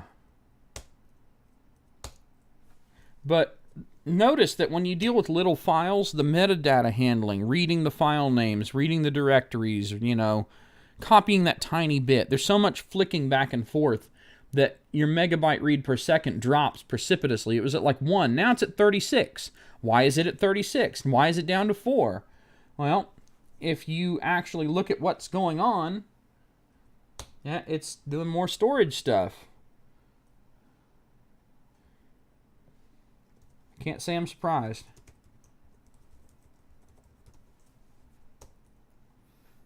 It's still doing local storage. The little tiny files take up a lot of time. They don't take up a lot of space, but it takes a lot of time to flick ahead back and forth between the metadata and the actual file data. Small files are murder on any kind of file processing. Larger files are better because you can get big fat sequential reads in there. And actually, that's one of the reasons that it drives me nuts that like the caching mechanisms in a bunch of browsers are to store individual files retrieved from the internet as individual files on a computer. Because if you store it in some sort of like database, all the metadata is right next to the data. If you store it in individual files, the metadata is stored in the file system and is often distant from the file data. So now you've got serious like head crap. You know what? Regarding CCleaner, I don't know what to tell you about CCleaner. Honestly, I don't know what to say. I've never found a replacement. I thought about coding one at one point, but like, no, it's just the only thing I can even think of is go find one of the old versions that like 5.26 or something, or 5.1, one of the old versions before Avast got their hands on it, install it, and immediately delete the scheduled task and service, whatever, called like CCleaner emergency update. Because what that'll do is actually force update CCleaner on your computer. You can actually just take the CCleaner binary from those versions and run it standalone. There are no dependencies.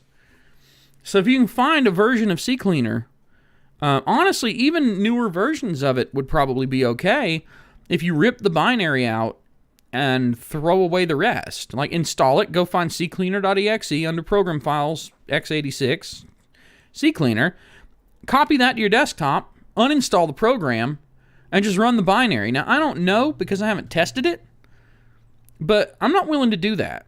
The problem is I don't want to use something like that internally, that pop-up spam in the corner, plus updates without permission, even if I've explicitly turned off automatically update CCleaner. That stupid emergency update thing resulted in every customer computer that I put it on and said, don't auto-update, auto-updating. And they did it because of some fucking EU directive, I think GDPR, to be GDPR compliant. Well, dude, if they already installed a program previously, and the GDPR or whatever comes out, and now, oh, the way we handle user data or whatever has to be different, you don't need to update the old versions. Like, that kind of stuff, under any remotely sane legal system, that kind of stuff is grandfathered in.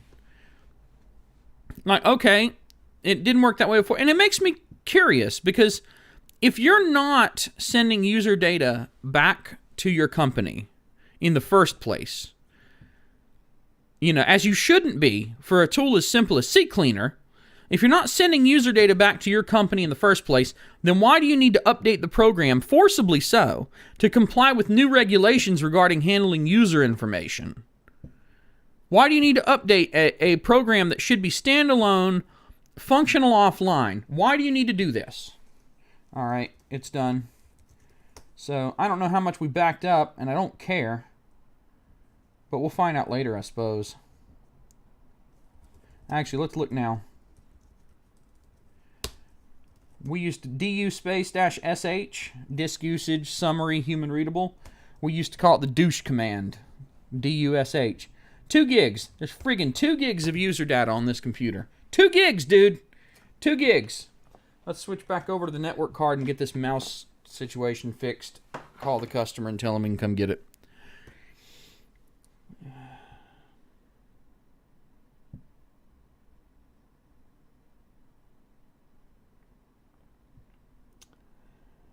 You, in the chat, you said screen is readable thanks to new 8x zoom. What 8x zoom are you referring to? Does YouTube have some kind of zoom feature that I'm not aware of? I don't really pay a lot of attention to YouTube, so yeah. This screen is disgusting, but fortunately I never have to touch it again, so I kind of don't care. Yes, install 22H2. Don't fucking ask me, just do it. Jesus Christ. Oh, I need to do a couple things. Here, check this out. So one of the tools I like a lot, you can't see it. You can't read this crap. Properties, font. Give me something bigger so that my users can read. There we go. Okay, so one of the things that I like is a tool called Device Cleanup, which is not included in Windows, but it's there. Select all the devices with Control A and hit delete, and it nukes all the ghost devices on the entire machine. It's really friggin' sweet. Actually, I need to update the tools now that I'm thinking about it.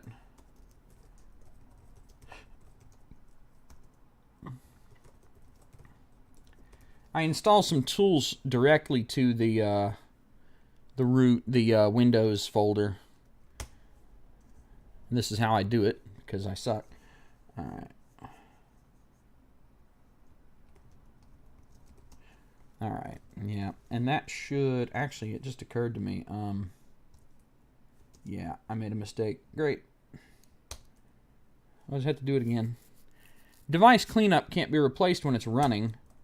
So let's fix that. Device cleanup. I mean, 1.2.1, it still doesn't find anything. And then I delete unused driver packages, which nukes all the drivers that are on the computer that don't go with stuff already that are like actively installed in Device Manager on the computer. Like stuff that's not plugged in, like from a previous computer that I used to build the image. Yeah, nuke all the drivers for that. All that really does is go... Actually, I can just show you. The delete unused driver packages batch file, it quite literally is just cd to the inf folder and for %d and OEM star.inf do delete it. That's it. It's a very complicated batch file. Nobody would ever be able to figure that out. Yeah, I have not seen this new zoom feature in YouTube, but I am actually somewhat excited to consider that. All right. So, updates are stupid. Since I nuked all those drivers that don't actually exist, I'm going to hit this retry on this update, and it will recheck for updates with the new driver list that doesn't include all the crap from the previous installation I used to make the image. So that's great. Yes, I love that the next Windows feature update includes reliability, performance, and security improvements, but it actually probably includes new bugs, bad behavior, or honestly, all the feature updates for the past like year and a half. What I've noticed with Windows 11 feature updates for the past year and a half or so is that they include nothing. Nothing fucking changes. I don't notice anything at all that actually gets improved or changed or faster or any of that. I just notice that the version goes up and nothing else happens. And then on the internet, some people say it caused their whole thing to get hosed. Feature updates are stupid. My phone's been muted for a while, and almost no one's actually trying to reach me. I have a customer coming at 2 o'clock. It is 1:30. Right.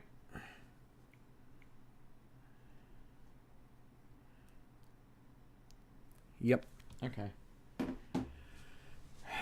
Okay, this is taking too damn long. Let's just go get this touchpad situation fixed. I don't have time for this. Ain't nobody got time for that. And I'm out of coffee again. This is awful. What have you done?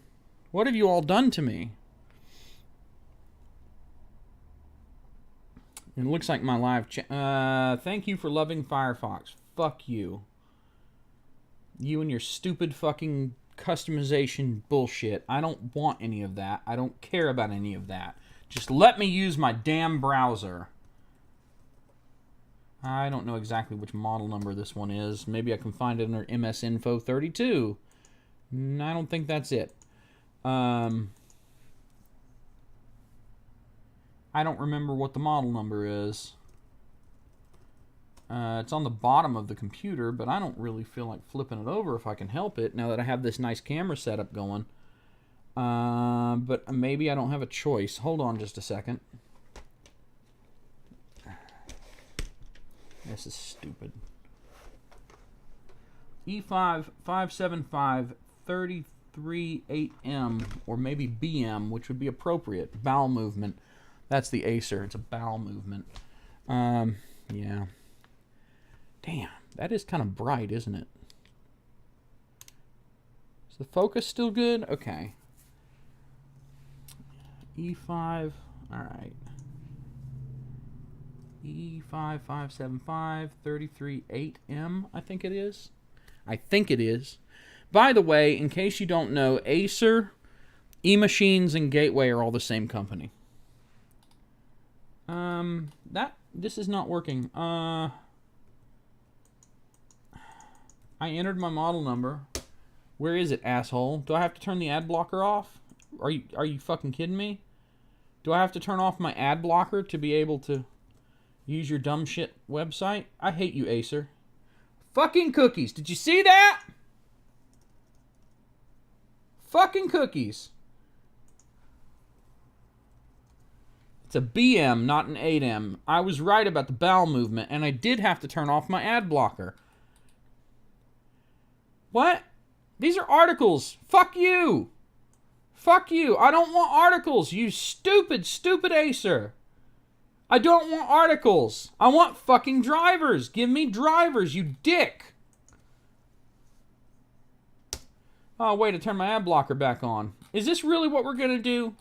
I hate you. I hate you so much. All right. You know your website is absolute trash when it's easier to find drivers using a search engine. Come on. No? Really? No? Fuck you, Acer. This alone is a good reason to not buy Acer. I don't need this. This is not helpful. None of this is helpful. This is not drivers. You're a stupid asshole.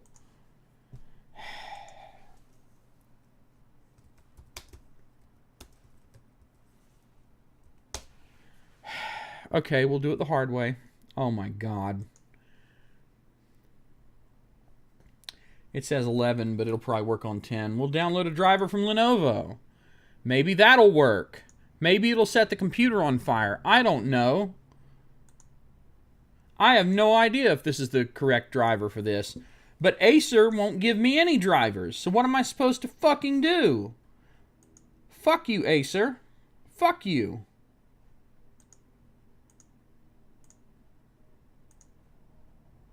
Dicks. Absolute knob-goblin dicks. And I didn't mean to do that. I am so angry right now. Okay. Alright. Let's go see. Let's see if this will work. Right click, update, blah, blah, paste, enter. Please fucking, nope, it didn't work. So that's probably too new. Maybe this Softpedia one will work. Who knows? See, this is something I shouldn't have to deal with. I shouldn't even have to think about this. This is not something that I should ever have to deal with. Oh my God, just download the file. Ooh, a potential security risk. It literally is coming from windowsupdate.com. Are you kidding me? Right now? You have a problem with it and it's coming from Windows Update? Here, look. We'll just do our due diligence, okay? Virus total. Right? You guys have heard of virus total? Alright, so if the sys file is infected, virus total will say so. Oh, no antivirus says it's infected. So I guess it's not infected, you assholes. Nope, but it's still not picking it up. So what does this int file say? Windows 8 8.110 2018. Okay, let's find out what's going on. Maybe we have to force this. All right, pull up the device. Device instance path, ACPI, ELAN 0501. Okay, here's the problem. It is an ACPI device. It is not on an I2C, a standard I2C bus.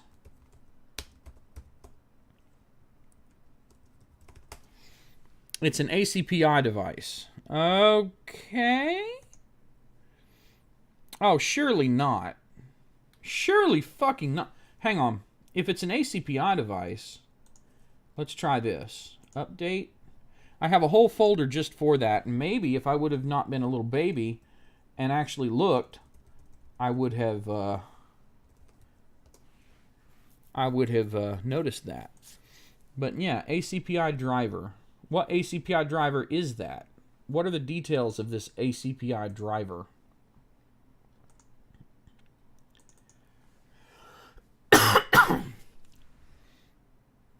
No, I don't consider Softpedia safe either necessarily, but in general, I have downloaded a few things from there and not had anything nasty come out of it.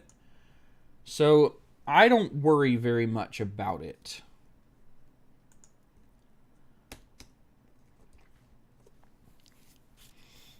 I wouldn't necessarily say that softpedia is safe, but the truth of the matter is, if VirusTotal says that the file inside the cabinet file is not infected, it's probably fine.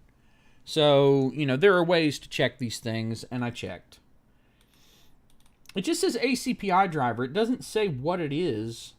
And I ran it, and it didn't do anything. So, what good are you? What good are you? Card. Card? Okay. What's inside this executable? I bet it's... No, I guess not. Okay. So that's the way it's going to be? Okay. So it doesn't do anything. Alright. If that's the way it is. So these drivers are trash. They are completely useless to me. So let's get rid of them. Shut up. Oh, look. Firefox added that dumb thing. I don't want that.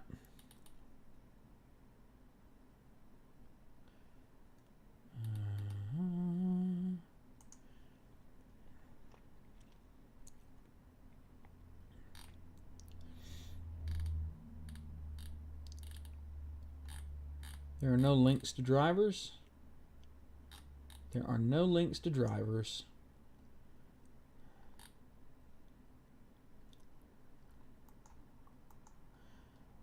Maybe Dell has one. This is the shit part of being a computer technician. No, I don't want to detect PC. Fuck you.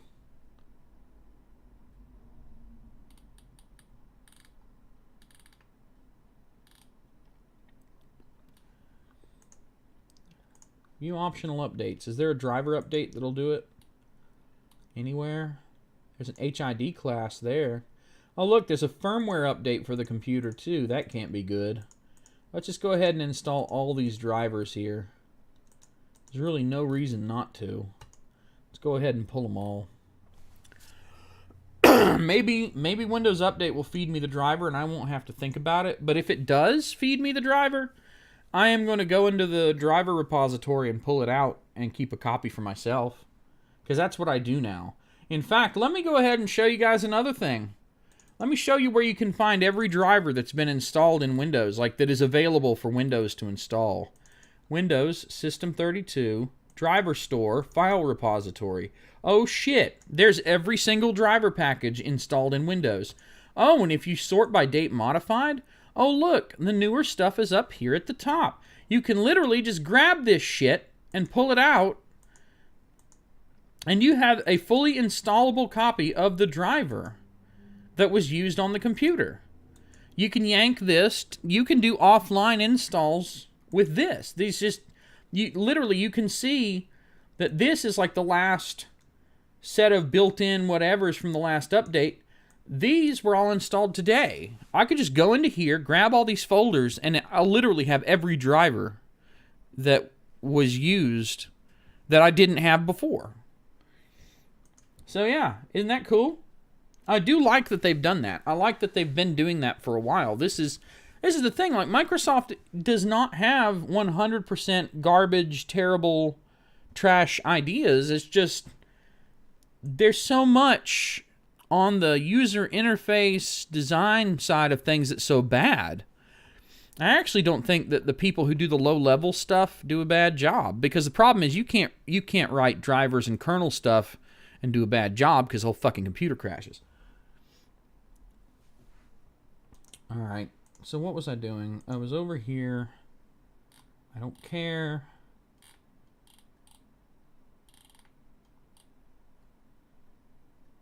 No.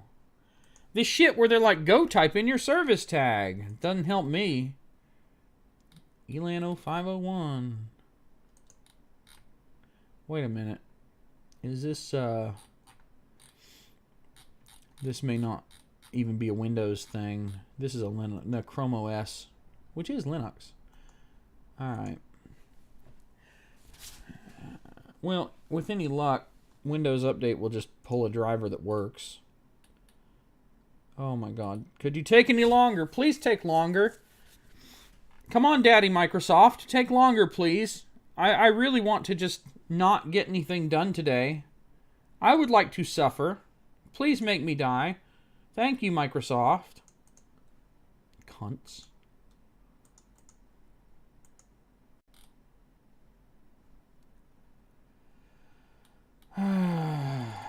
You people are stupid.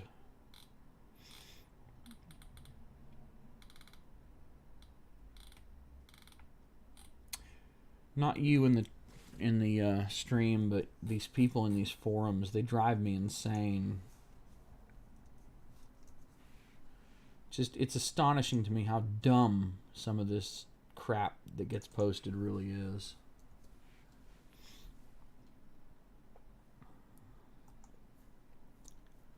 Well, I haven't clicked on this one yet. Will this one get the job done? Maybe. And if it does, it totally is getting added to my driver repository. You can bet. Because I've gone through this with these Acers before, and I don't ever want to have to go through it again. Look at this. There's like half the people that there were in the chat at one point, because so many people have just gotten bored with this Acer bullshit. It's like, that's how bad it really is. It's just so boring that nobody can stick around. I can't say I blame them. I wouldn't want to stick around and listen to some guy complain about Acer being a piece of shit. It's like, oh, you don't say. Really? Acer sucks? Wow! What a revelation. This utility cannot be used on this machine. Fuck you. Device not connected. This version doesn't suit this touchpad. Well, I didn't ask the touchpad. You know, I should have looked. This says 2015. It may be completely different. But there is a way to make sure. There is a way. You just point. You point it manually, and you see if it works. And if it works, it works. But it doesn't work because it isn't right. So, no. So, the search continues. The search continues. Here's another one. Can we find yet more?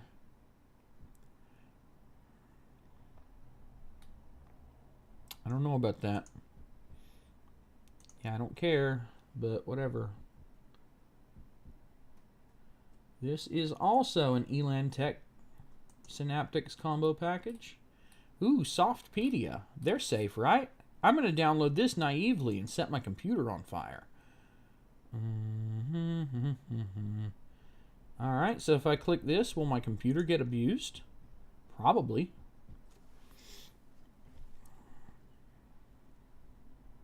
Yeah.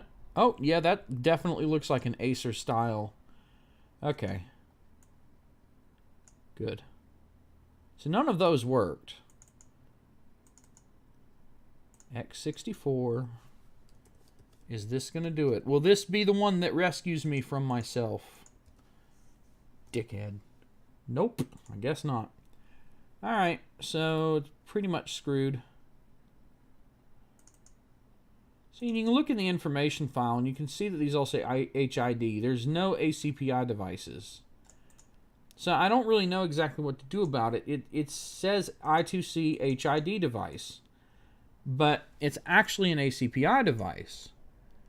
Kind of a problem. Alright, I'm going to do something mildly drastic and tell it to just dig through the entire driver repository on the server until something catches on fire.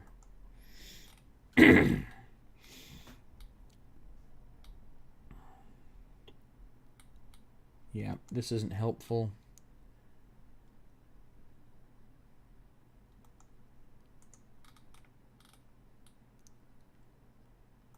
I don't know how many of these there are.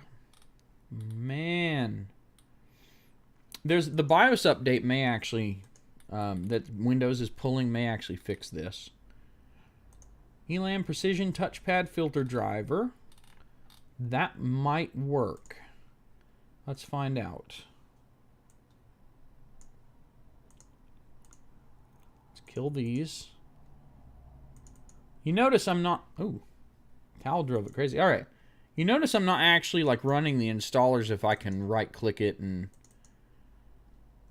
extract it myself. Elan, good God.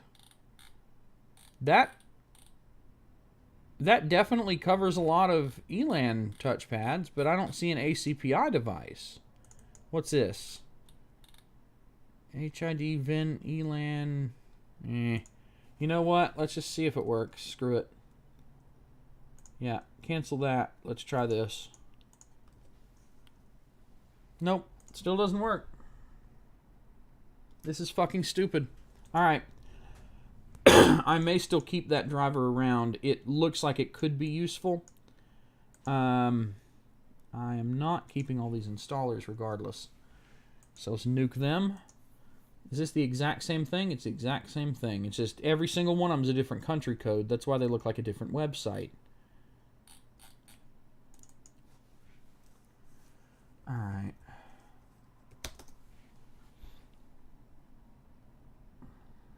This says Intel I2C driver. Maybe it is. Let's see. That's a big-ass drive. Are you kidding me, dude? Oh, I've already downloaded it? That doesn't seem quite right. No. Wait a minute. Why did it come up with that? That's weird. What? Why is it so small? Why is there a... Oh my god. Alright. They have delete where... they have home where the delete key goes on most computers. Alright, this is useless. If I want to do this... See, Lenovo shit is not a generic extractor, so... If I want access to the files, I have to use their executable part... Their executable stub to extract. Yeah. You have not installed the I2C driver, you dickhead. You did not.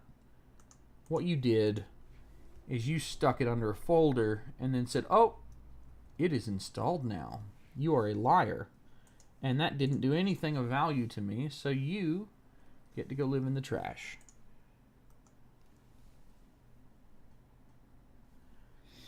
This is a bit of a bitch. The whole problem... You know what? I'm going to do something really drastic. And go to Google. And yeah, some of these sketchier websites, that's fine.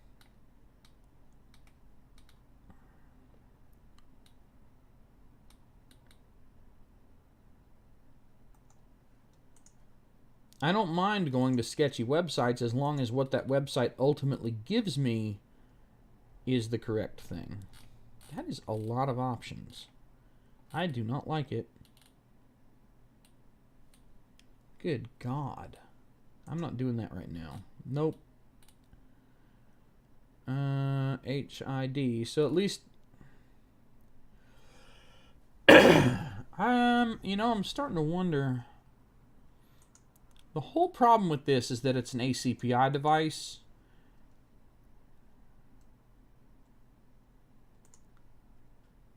And not a standard like I2C device. It has an identifier that says it's ACPI.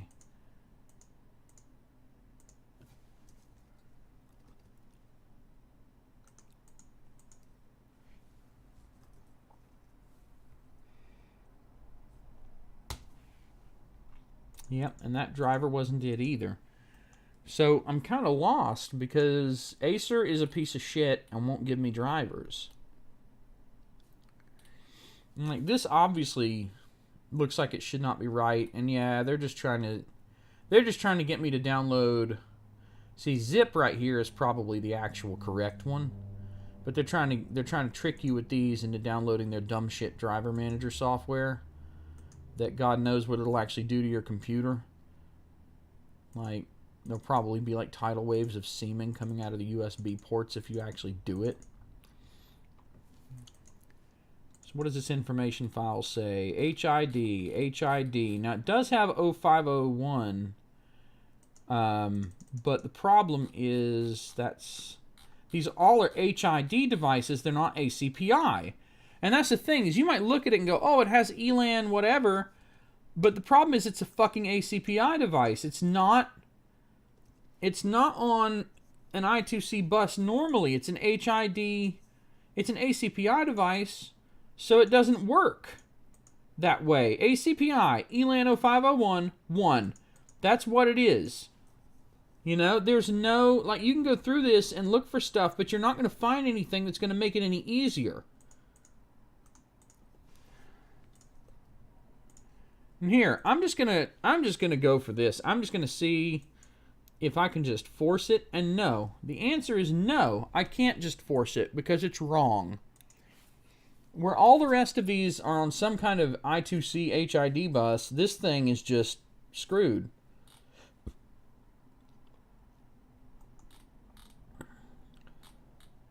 Yeah, the following might not help. Yeah.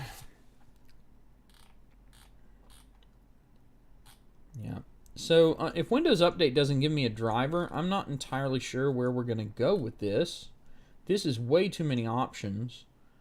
But I've had this problem with Acers before. I've had this problem, and this is finally the day when I'm just going to try to deal with it. And of course, I'm being stopped at every turn.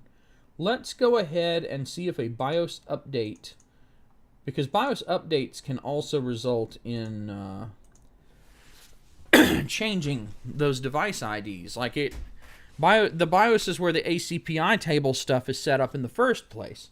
So maybe if we let the update run, we will get a proper mouse driver interface.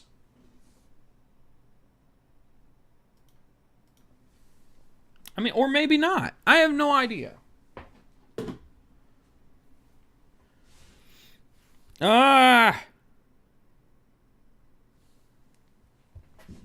Fuck. I knew I shouldn't have put that ad out today.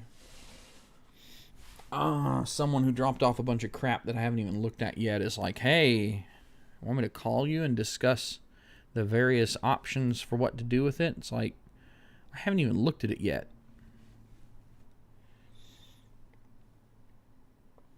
I've had all these Acers to do. Like, I was going to do 2 computers today, but now this fucking Acer has completely eaten up my day. I'm going to go into the setup here, and we're going to see... Come on. We're going to see if we can... Yes, we can. Advanced. Basic. Fuck it. I don't think that option was there before. I seem to remember there being actually a missing option in there. So yeah, we'll switch the touchpad to basic, and maybe I can just avoid this problem and never have to solve it. Check out the hook while my DJ revolves it. Ice, ice, baby. You done been vanilla'd, boy. A system update? I've never seen this screen before. What the fuck is this?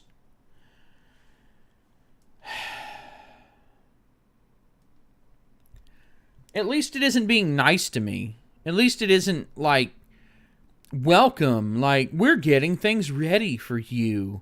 Don't worry, all your stuff is still there. Thanks. I'm going to go get coffee. I'm going to take a bio break, yo. I'll be right back. Please hold while you watch whatever's going on. If I start seeing smoke come out of it, I'll know that one of you people did something. And it definitely wasn't Acer being shitty.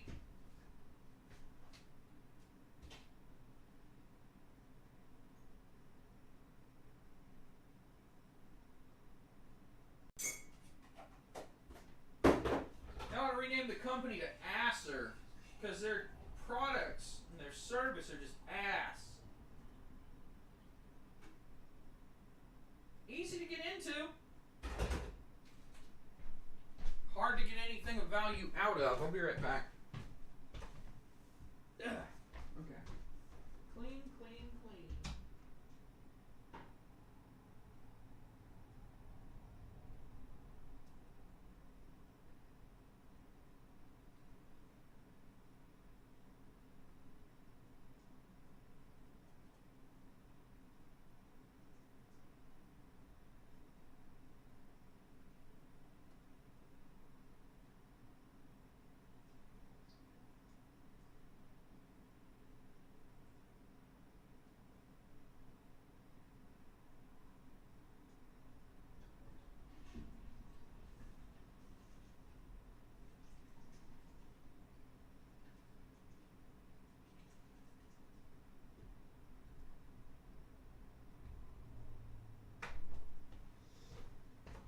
Now, the good news is that the bathroom gave me an opportunity to wash my hands, so 50% less cat hair.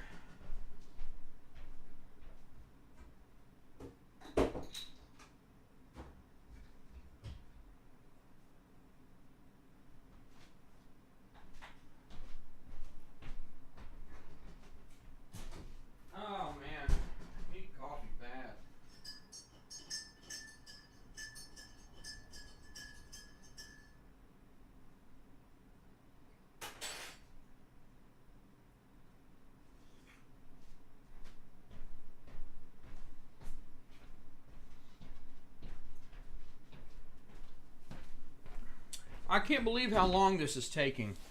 This is absolutely miserable. I mean, yeah. Oh my God! Okay. Looks like all I had to do was complain, and now everything is coming back up normally. Okay.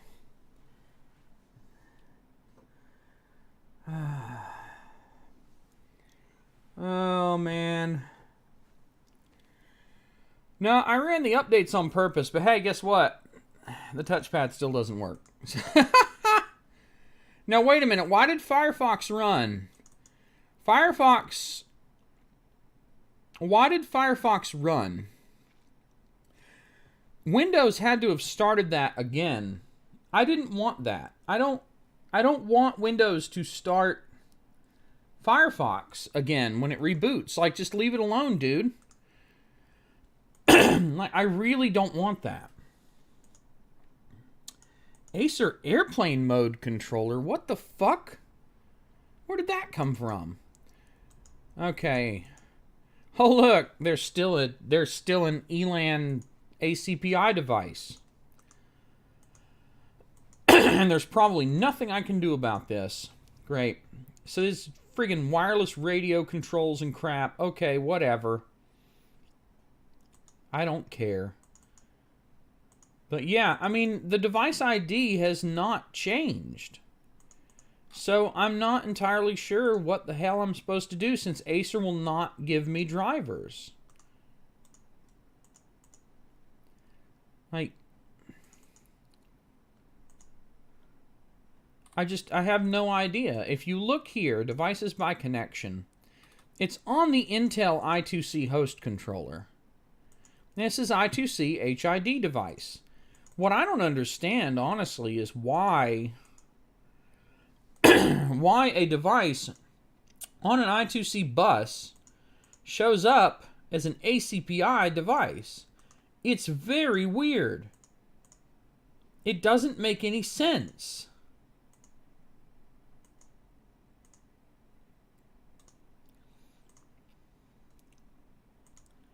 It makes no sense whatsoever. Okay, so let's go to... Why is this window so damn tiny? Good grief. Fucking itty-bitty window, itty-bitty boat.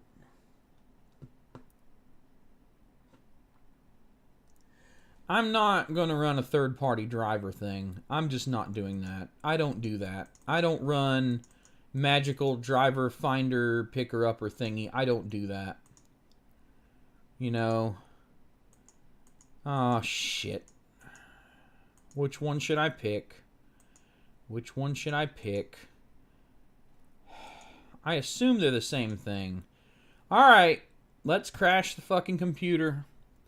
Okay, you've installed the hardware. It still doesn't fucking work. So, thanks. I guess. I bet these are the same driver, too. The device cannot start. Oh, really? Oh, the device can't start? What a shock. I'm so shocked. Alright, let's pretend that... Let's see if this one will work. No. You know what? To hell with you. What's this? No. I mean, this shouldn't matter. Yeah, so I've only found one thing that will even think about letting me make it work. And that's this SP111 whatever from, I think, Dell. And this, it'll install, but it won't function, right? So what do you do about that? Like, I can force install the driver, but it won't actually work.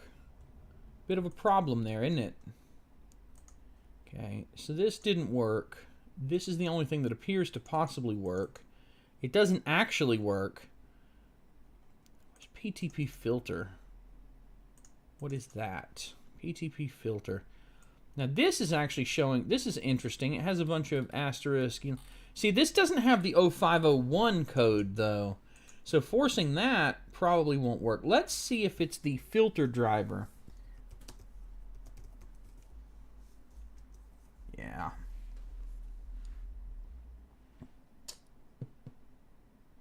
I set the touchpad to basic mode and it's not working. So yeah.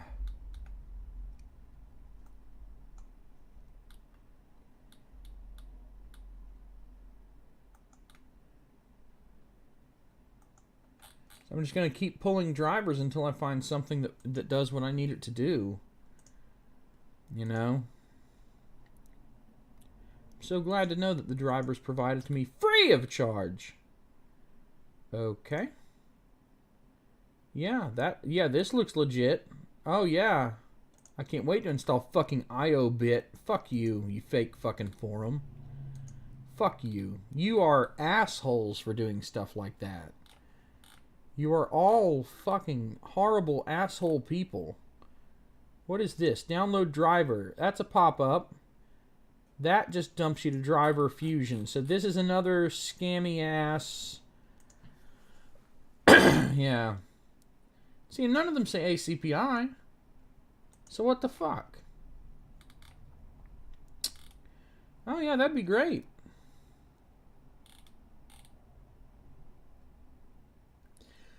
Okay, wait, what? If you don't see touchpad, press Control plus S buttons together while you are in main tab. Check whether it's in I2C or PS2 mode. Why is that a thing? Why would you hide BIOS setup options? What kind of assholes are you? Like, this whole stream started with me complimenting them on the internal structure of the computer and how easy it was to get in and out. And yet, here I am. I can't find something as insanely fucking simple, and clearly I'm not the only person.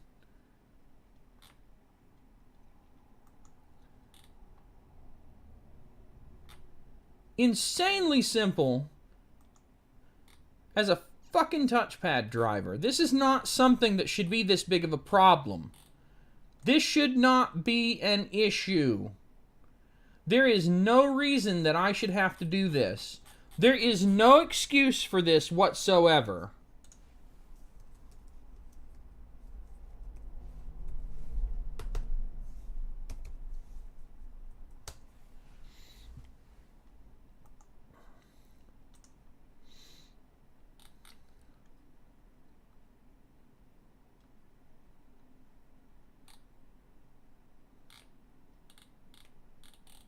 Useless. Thanks for no help at all. You dicks. There are so many versions of these stupid filters, too. Wait a minute. Oh, this is the wrong search. Damn it. I got tricked. See, this is the problem. Like, I can do this. I can go to Acer support drivers and manuals, but the problem is I enter the number and it doesn't work. And maybe I'm missing something. Maybe I'm dumb. But I doubt it. All I get are these articles. I don't get any actual drivers. Like, there are no drivers. This is all like support community horse shit.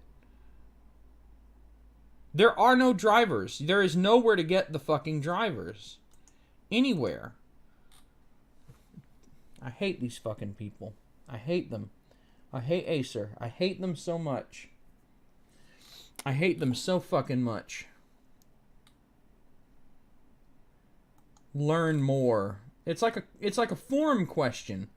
Learn more? Are you dumb? Are you people dumb? Like, even there's like no fucking way. Oh my god.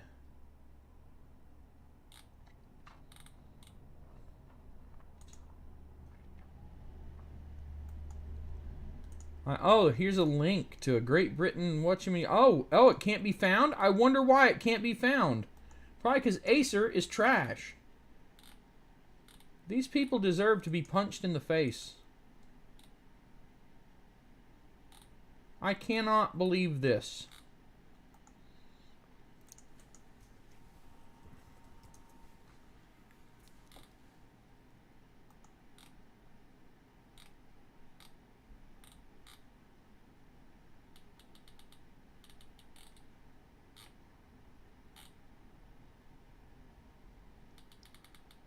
Yeah, there's no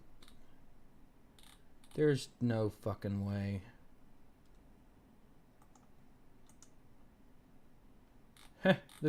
You go to the driver's page and it just takes you to their fucking front page where they try to sell you more Acers. Dicks. I'm going to tell you right now, I will never ever, like, I didn't have a major problem with Acer more recently. I will never buy an Acer ever again. I will never tell anyone to buy an Acer ever again. If anyone does buy an Acer, I'm going to tell them to take it the fuck back and get an Asus instead. Or anything but Acer. This is inexcusable. This isn't even an old fucking computer, dude. Look, this machine came with Windows 10. It's not that old. The BIOS date was like 2016. Okay? And I think it was built later than that. It's like a 5-year-old computer. There's no reason that the driver should be completely missing from the fucking internet. There's no excuse for this whatsoever. None. Fucking none.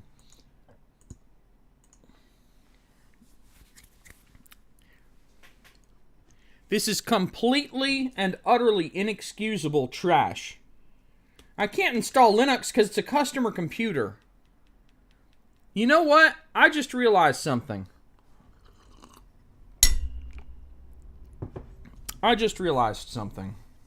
Okay, does Control S really?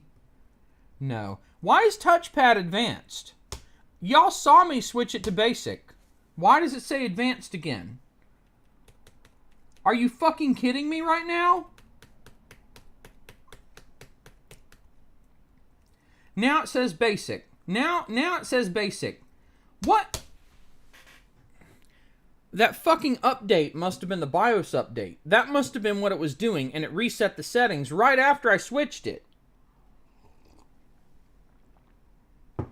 Imagine, if you will, Windows updates the firmware, the BIOS on the computer, right? And it purges that setting. Now, through no fault of the customers, the customer now has no touchpad. Oh, look, it fucking works. The touchpad fucking works. Because it's not some dumb shit proprietary, unobtainable ELAN trash fire. So here's what I'm going to do. Because I know this customer's computer worked before they brought it in. They just brought it in for an upgrade, right? So here's what I'm going to do. Since I have the advantage of having a functional Windows install right here, their original disk, I'm plugging it in over USB. I'm going to go to System 32. Remember that thing I told you? Driver Store, File Repository. And I'm going to find this fucking thing. etdi2c.inf right here. But look, it's HID. It's HID as well. It's HID as well. It's not ACPI. It doesn't show ACPI. So if I go by date modified here, okay, etdi2c. Where is there an information file somewhere in here that handles the ACPI device that I saw? And that's going to be kind of tough to figure out with fucking garbage Windows tools. And that customer is here. So, y'all can stare at this driver listing while I go talk to them. I will be right back. I may be more stressed out than before, but I will be back.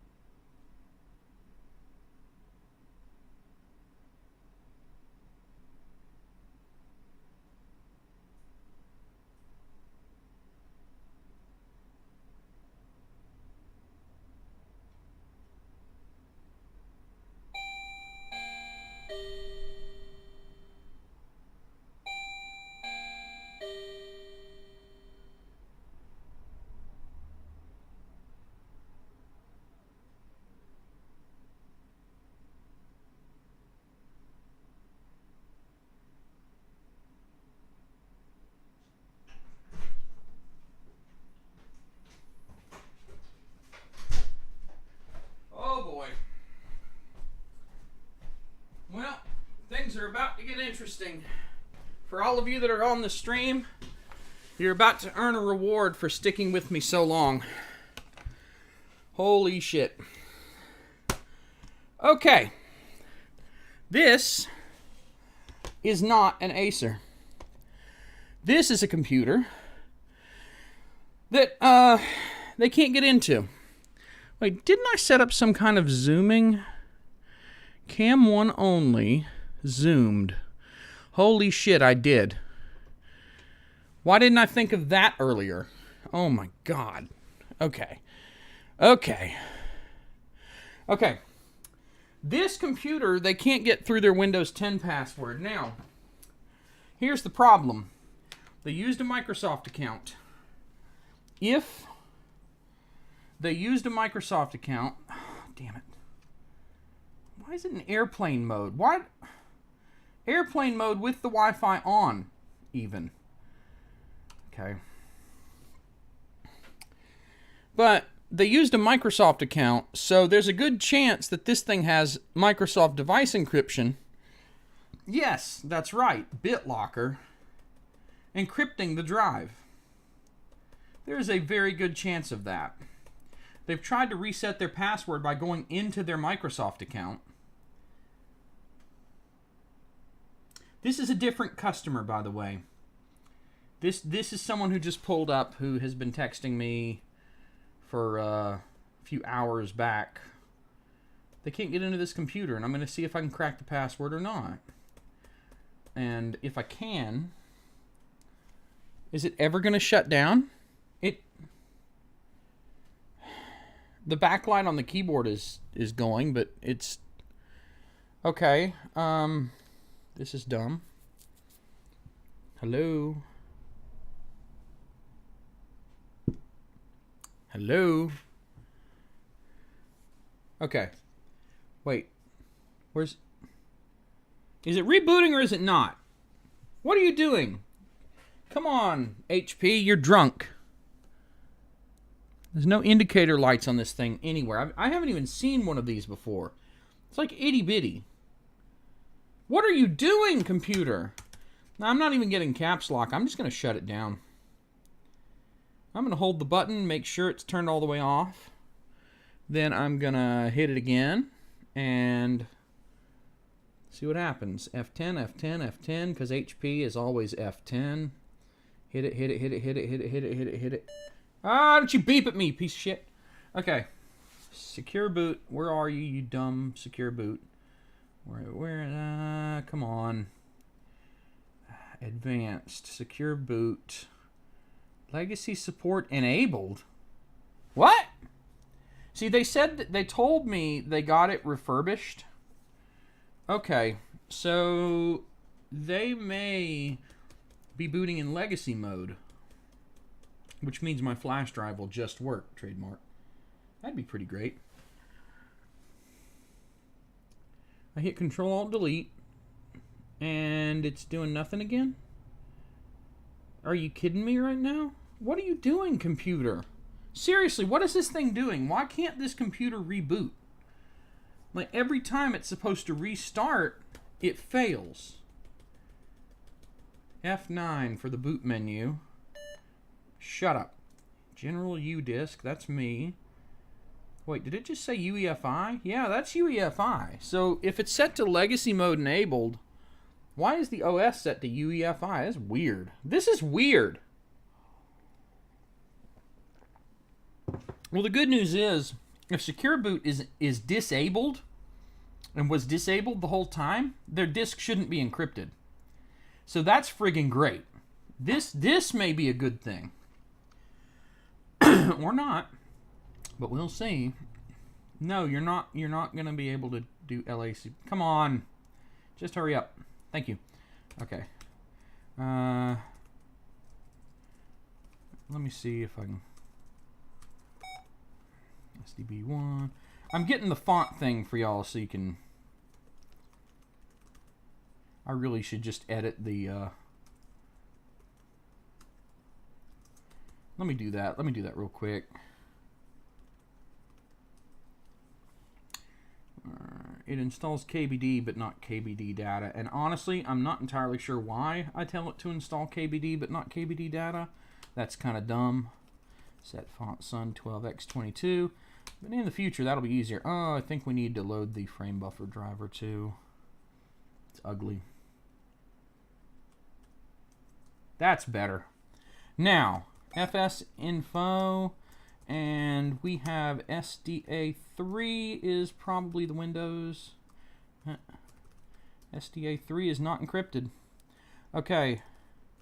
Now, I know that they said they used a Microsoft account, so copy sam, sam.back, so we have a backup copy, change NT password interactive, sam 10x3e8 usually.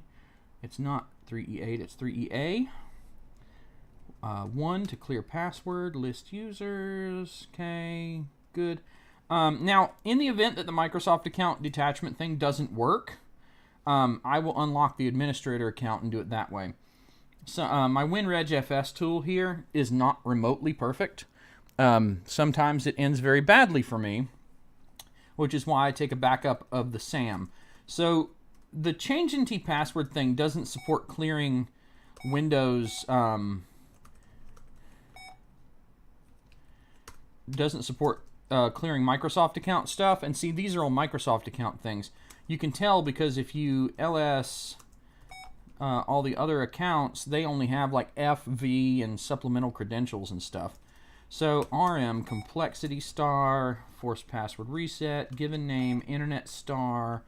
I always toss supplemental credentials too.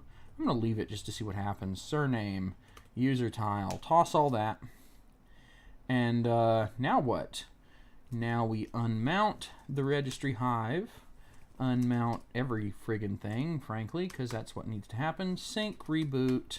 I don't even have to sync. Reboot does it, but... Okay. So I probably just detached their... it's not full detachment. It's just removing the Microsoft account. Basically, the Microsoft account thing works sort of like a domain works. It's an external credential provider, and it caches the credentials locally. Look, it's still not rebooting. I just saw the backlight go out. Yeah, it's still not rebooting properly, man. What the fuck is going on here? This is so bizarre. I don't understand why this computer locks up on reboot.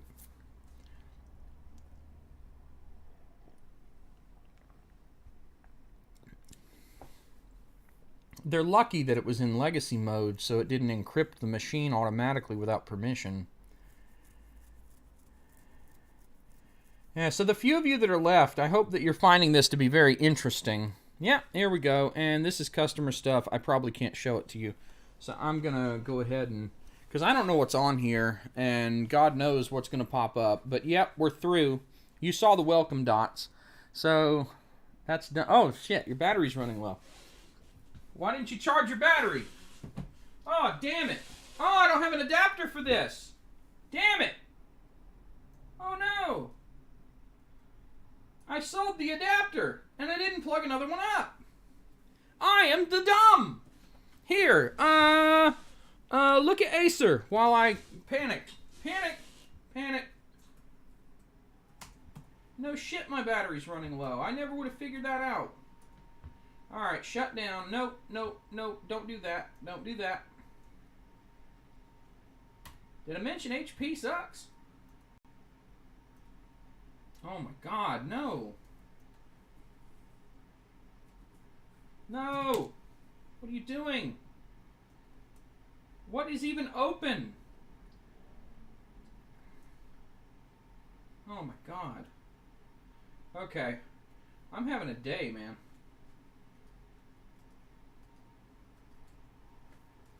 Okay. All right, I'm going to go take this out to them. You can enjoy the sights of that again. Oh, but that's a password crack. Using my service system yet again.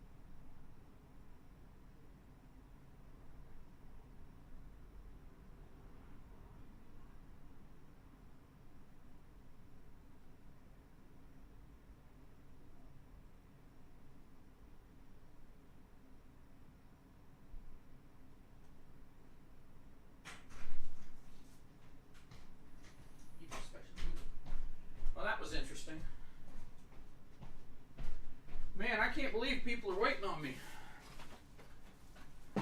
to yell at Acer some more. Honestly, I think the Acer's almost done, though. Let me go give this lady some cards real quick, and I'll be right back. Hang on just a minute.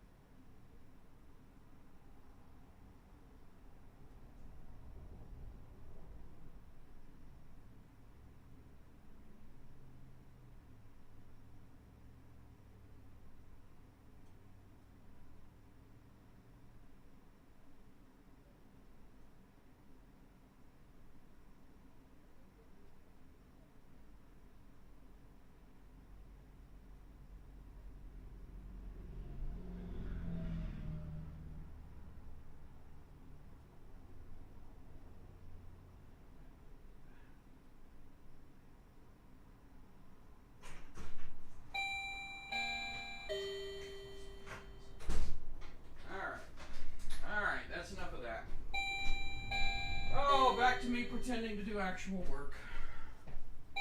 Damn it. Do you people really still want me to do this stream? Like, surely some of you've gotten tired. Somebody else left. So that's great. I'm not going to troubleshoot the reboot on that. That lady actually, that lady, I don't know about that. She... How do I explain this?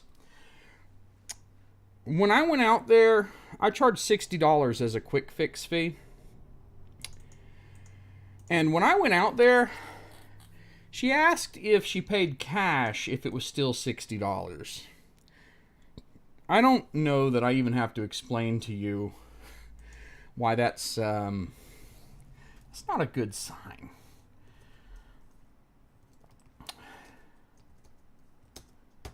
If you're the type of person that tries to ask for a cash discount, I probably don't want you as my customer, honestly. That's just the way it is. I don't know. I don't know how else to explain it. I hate actually looking for stuff like this. Because I don't know exactly which one it is, but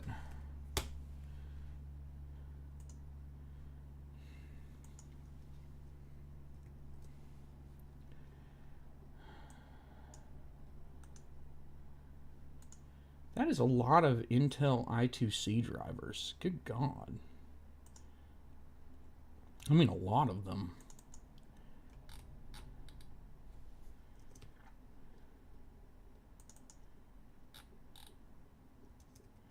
A whole lot of them. Anybody who asks for a cash discount is a cheapskate.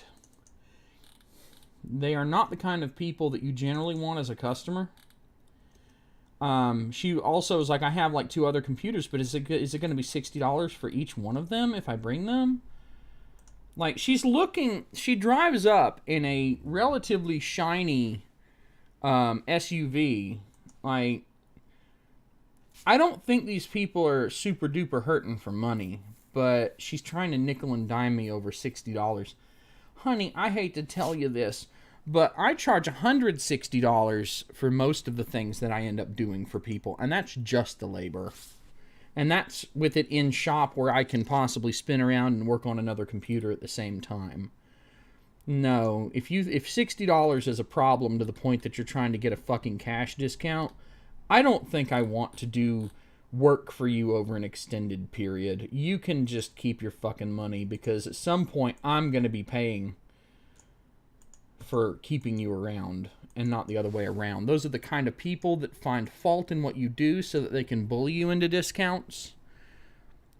So they can pressure you into discounts.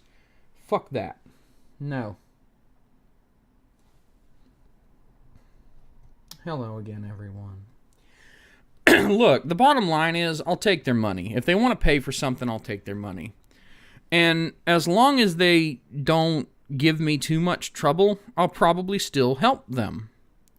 You know, I set the expectations in advance. You know, no, yeah, it might be $60. It might not. I don't know. I don't charge anything to tell you how much I'm going to charge you whenever I see it and can actually figure that out. So look, this computer is mostly done. I really just need to restore user data at this point, and then I can be done with it. So let's go to backup users. There's only one user. Dump these default users. There's probably nothing under public. No. Ew, they installed Glary and Malwarebytes. What the fuck? There's nothing under there. No one ever has anything under 3D objects. That needs to go. Okay. These are the folders. You can pause if you really want to see what they are. These are the folders that I generally yank and shove straight into a user profile. Here, I'll just side this. Owner, paste. My backup tool skips desktop.ini and stuff like that. So that's their data restored. Then we go into app data, roaming, Mozilla here. And I worry about what might be under their Firefox profile.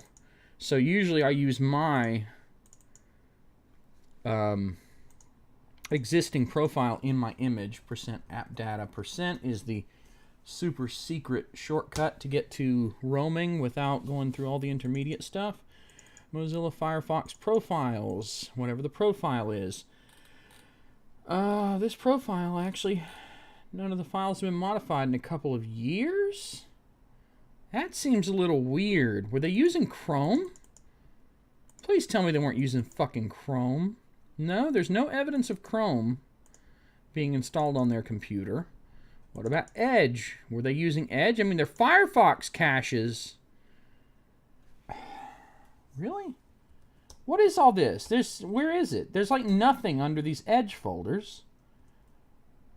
User, default. There's nothing under the Edge folders. It's like they never even opened it. They may have been running Windows 8, actually. I don't know, but that is entirely possible. These are just junk. All that's actually junk right there. That's an Acer thing. But it looks like they were using Firefox, but maybe they haven't used this in a while. Fuck, maybe they were using Internet Explorer. Oh God, the horror. Anyway, the bottom line is, all this stuff is like way out of date. So I'm thinking probably we just need the bookmarks. Let's sort it again. Let's sort it and go find bookmark backups. Grab the latest one. 199K. They definitely have a lot of bookmarks. So here's what I'm going to do, okay? I'm going to go to Firefox after I copy the latest bookmark backup. Manage bookmarks. Control-Shift-O, which I always forget. Import. Restore from that file. 1,668 bookmarks. Jesus Christ. And none of them are on the... Oh, nope, there they are. Okay. All right. If I just start clicking things, it'll load favorite icons for them. Yeah, I'd say they have a lot of bookmarks. Oh, you know what I can do? I can just middle click everything here and just load all the damn... Oh, we can dump that, delete that, delete that, delete that. Fuck that. They don't need a shortcut to Acer. I don't know why this doesn't just say eBay, but that's not my problem. That's their problem. All their cookie SQLite stuff, I mean, all their SQLite databases say that they're 3 years old. So chances are pretty good that if I copied them over, none of the logins inside would be valid in the first place. I don't think we need a shortcut to the desktop on the desktop. That is some dumb shit right there. It also just occurred to me, I may have actually made a mistake. It may be that that was not the most recent Firefox profile and that just happened to get touched for some reason. Roaming, Mozilla, Firefox Profiles.ini, what do you say? JOV3, whatever, and easy, okay. Let's check them both out. So, I was in that one, but actually, this one's more recently used. So, is this? I mean, it's still 2 years old. This is garbage. What about this? This is... Actually, I see 2022s in here, but not in the files, the folders only, which could be because of the backups.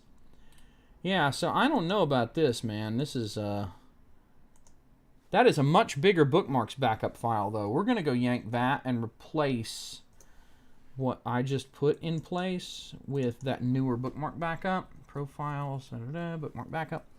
Yep. The point of a cash discount. Okay, if you pay me cash, I can choose to break federal and state law and not report that as income to the various tax agencies that I'm legally required to report it to, else it be considered tax fraud and tax evasion. So a cash discount, I can give you a discount to encourage you to give me cash instead of, oh wow, that cut down a whole hell of a lot. Yeah, I'm going to say these bookmarks are newer. Yeah, we're going to roll with this because this definitely looks newer. The idea behind a cash discount is you can encourage people to give you cash instead of a check or a card so that it doesn't go into a bank account and get tracked. The problem is, if I'm running a legitimate business and I'm reporting things legitimately in the first place, then I'm reporting the cash too. There is no benefit to encouraging the behavior where they give me cash. If they give me a check, I can literally take the check to the bank. Like, no shit, I can just take the check to the bank. What is the date on this computer? I actually just realized 4/11. It's not 4:11 p.m. It's 2:41. Fuck you. Okay. There's some old bookmark backups too. There's some really old bookmark backups. There's a shortcut to a bookmark backup sitting beside that. You know what? These probably just need to go. These are, I don't know. You know what? It's not my problem. It's a customer's problem. I'm going to let the customer deal with it. If they want to nuke data, let them nuke the data. I'm not doing it for them. Now, one last thing I'm going to do before I call them and tell them to come give me their money at no cash discount. Well, and here's the other thing, okay? Someone asking for a cash discount, they're not asking for a cash discount because, you know, it benefits me. They're asking for a cash discount because that way they don't pay me as much for what I do. They are asking me to willingly give myself a pay cut for the service that I provide. Why? Like, lady, you are not, like, let's just be frank, you're not doing some of the work yourself. You're not cooking a meal for me. You're not sucking me off. You're not doing anything except pulling into my fucking driveway, and then after I do the work for you going, I don't want to pay you as much as your services are worth on the open market. But I don't want to do anything at all that would deserve any sort of a cut in the amount that I pay you. Fuck you. And that's all I have to say on that issue. Fuck you. You have no inherent value to me other than the money that I want to take out of your hand. And you want to reduce that. And I get wanting to reduce that. I get not wanting to pay as much. Like, if you can pay less, why not? But the thing with a cash discount is that there's so much that's rolled into that concept that it's just inherently disrespectful. There's all these bundled assumptions, and yeah, it's just bullshit. No, you're not special. You're not valuable. You're just a fucking person. You're just another human being. You've done nothing to make, at all, to make me want to give you a discount. Like, there's no reason for it. It really is just like, Do I get to pay you less money? Do I get to take some food out of your mouth because I asked if I could? And frankly, the proper response to that would probably be, well, now you owe me $5 more. Because that's the kind of shit that you charge an asshole tax for, not give them a cash discount. Anyway, just in case it comes up, I'm going to make a quick shortcut here and close that, shut down, we're done. This is done. God almighty. Yeah, Louis Rossman, Frank, that's actually... The Louis Rossman video is the first thing that came to mind when I was asked about the cash discount thing. It's like, yeah, a recent video of his, he talked about how cash discounts are bullshit and you should never give them. But this is the thing, like, if someone asks that, they're assuming that you're not reporting the cash to the IRS. They're assuming just immediately that you are performing shady business practices and that it's totally cool to just, be like, oh, well, if I enable you to break the law, will you not take as much money from my pocket? The correct answer to that is no, and fuck you for even thinking that that's a thing that's okay. The camera is very low and pointed down even worse. So, yeah. Where did my light go? Oh, it's way over here, isn't it? Yeah. So, let me just make myself pretty. Look at that. Oh, yeah. Crank. This tripod really is one of the best tripods I've ever bought. This Orange Monkey desktop tripod, so fucking great. I actually really love this thing. It is so solid. I've never had a problem with it. All right. Okay. God, my face is so huge. Probably because the camera's right in front of the damn thing. I love this lens, too. So, yeah. We're probably near the end of the stream. I have another computer to do. I don't know what's wrong with it. I could plug it up and goof off with it. But honestly, I've been talking so much. This Acer's got me so frustrated and annoyed and stressed out in general. Man.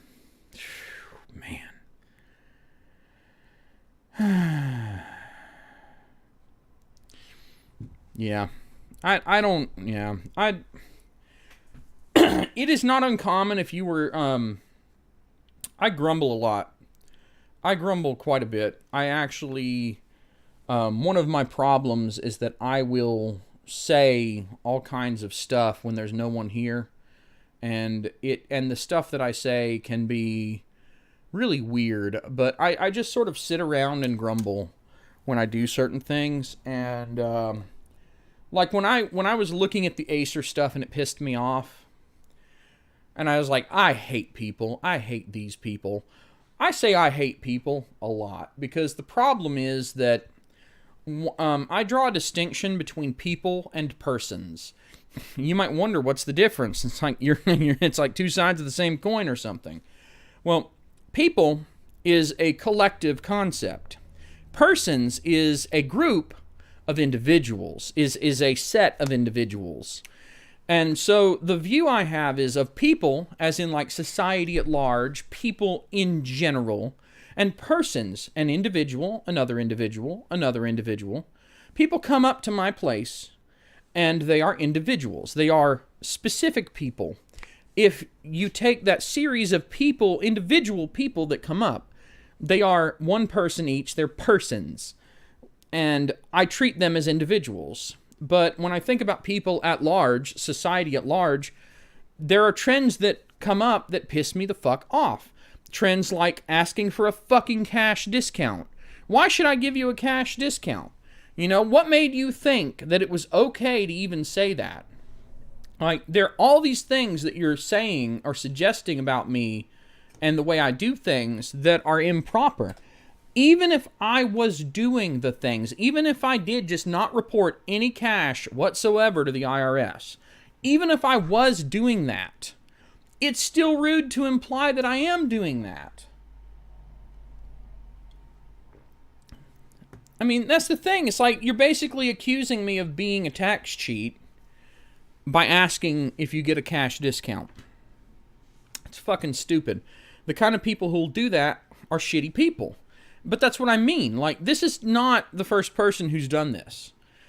There are a lot of people. There's just a general trend in society of people trying to screw other people over more and more. And it's upsetting. But there are individuals that aren't like that. And each person is a whole bundle of experiences and behaviors. And, you know, it's just a big complex web of things that come together and conglomerate into one human being. Everybody's very different from everybody else. That lady, the next person who comes up behind her is not her. They probably won't ask me for a cash discount. They'll probably, like most of my customers, have a general level of respect. Most of the people that come here are not disrespectful to me. It's pretty rare that I have a problem with a customer. The kind of people who would pull up to this place in the first place and get word of mouth telling them they should, typically not problematic. But yeah, when you deal with the general public, sometimes you get the weirdos. Sometimes you get the people that are looking for a deal, and I don't like that. I don't like those people. I don't like the way that they behave. I don't like the idea that they're going to consistently, in the future, every time I do something for them, attempt to find something wrong with my work, even if it's not wrong with my work, so that they can go, well, I found this that was not completely satisfactory. Can I have a discount? Well, what does that mean? What is this going to result in? Okay, so I give you a discount to appease you because you feel like I didn't do a good job. First of all, giving you the discount is effectively an admission that I didn't do a good job. That can actually open you up to legal liability, believe it or not. If you give someone a conciliatory discount or item or whatever, you're admitting to wrongdoing through giving the item. And if someone took you to court, they can actually sue you and say the fact that they gave me this is an implicit admission of guilt. And that's something that I actually learned a long time ago. I had a really weird customer that was trying to get us, basically trying to like randomly bully us into buying a computer for them for free. And it was like, you know, one of the guys was a pushover, and, you know, it was really weird. But eventually it was like they got someone to agree to like buy a computer for them or something.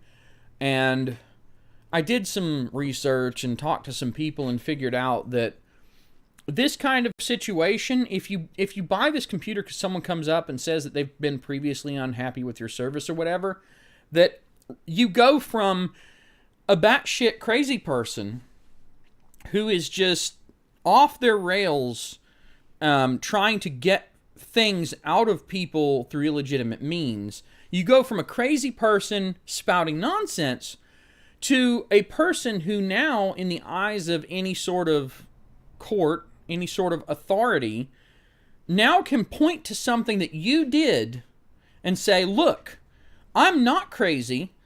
They gave me this. So that means they agree with the premise under which they decided to give it to me.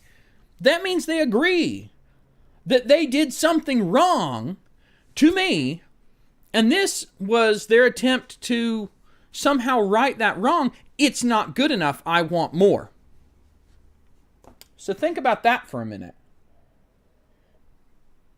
This is why, in general, giving people discounts can be bad and backfire very fucking hard on you. Because you are effectively...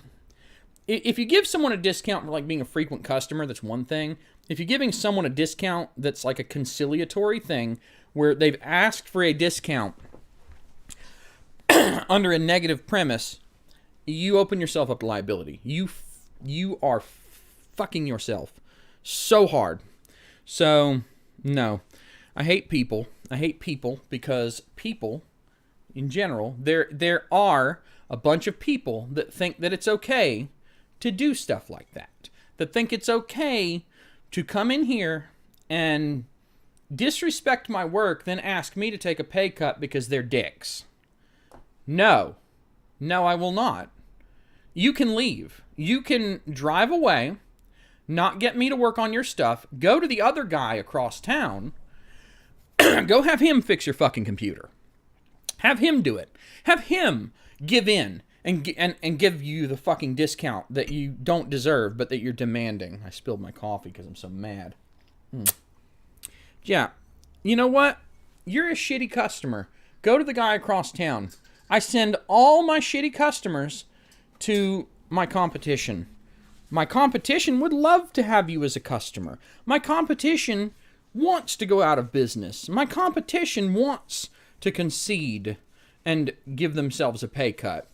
You know, if they're smart, they won't. But hey, I'll tell you that because you're a bad customer. You're the kind of person who will make me cut my pay by 10, 20, 30% this time.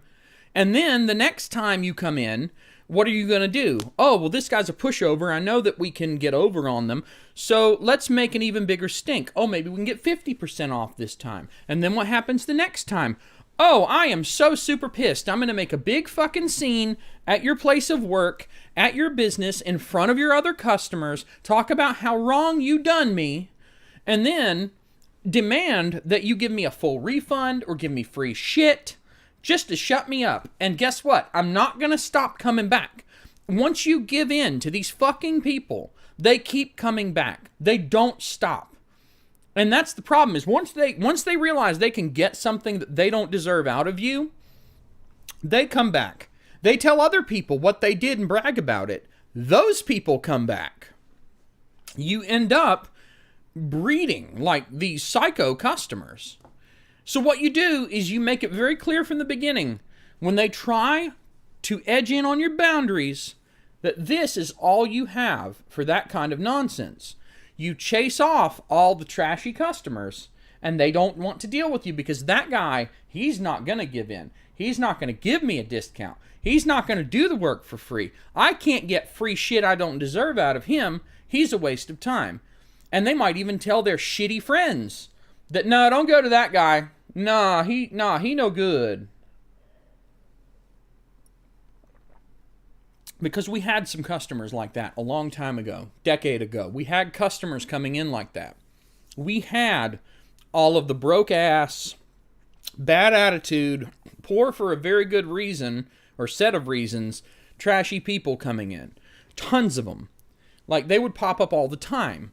And the problem is, they're good at bullying and pity party, wah-wah story, bad behavior in general to get other people to do what they want. Wealth extraction. They're really fucking good at it. Guilting you, bullying, it doesn't matter. There's all these ways that you can convince other people to be separated from their shit. And they would do it all the time. And the problem is, most computer people don't deal that well with that kind of confrontation. So they'll often give in just so they don't have to deal with the stressor anymore. And I was one of those people. It took a while for me to learn the game. At one point, everyone who starts a business is a newbie when they start the business. And as I got used to this retail thing instead of what I had been doing, where I had previously been going out to people's homes when they called to have me come out. When I changed from that to a retail location anybody could walk up to, I started getting these people, and I didn't know how to deal with them. Neither did the people who worked for me. When I started to figure it out, that you need to cultivate your customer base, and that if you let these people basically get priority because they're loud and obnoxious and demand that you do work faster for less money, and they cause you more and more trouble and chase off your other customers, yeah, I shut that shit down. I shut that shit down quick. I'm not dealing with those people. And I taught my people, you shut that shit down quick. If somebody tries to demand something of you, your first instinct needs to be to tell them, please leave, take your business elsewhere. Your second instinct needs to be, please leave, take your business elsewhere. The first rule of computer repair is, you do not fuck with me when I'm going to do computer repair for you. The second rule of computer repair, you get where this is going. So, no, don't put up with that shit. Anyway, and all of this whole tangent stems from some woman asking if she can get a cash discount. Because that's where this goes. That's where you end up. You cannot be a people pleaser. If you're a people pleasing personality, you need to get the fuck out of it right now. If you don't set boundaries, then you don't have boundaries. And if you don't have boundaries, no one respects you, and everyone takes from you until you have nothing. Then you become Elliot Rodgers. You go shoot up a bunch of people. Then you do something really reprehensible because you're at the end of your fucking rope. You have nothing. You have nothing left to live for. You have no reason not to just lash out at the world before you take yourself out. That's how you end up there. People will actually respect you more if you tell them no. And if they don't respect you when you tell them no, then you show them the door. And if they don't leave, you grab them by the fucking shoulders and you shove them out the door and let them land on their fucking face. So anyway.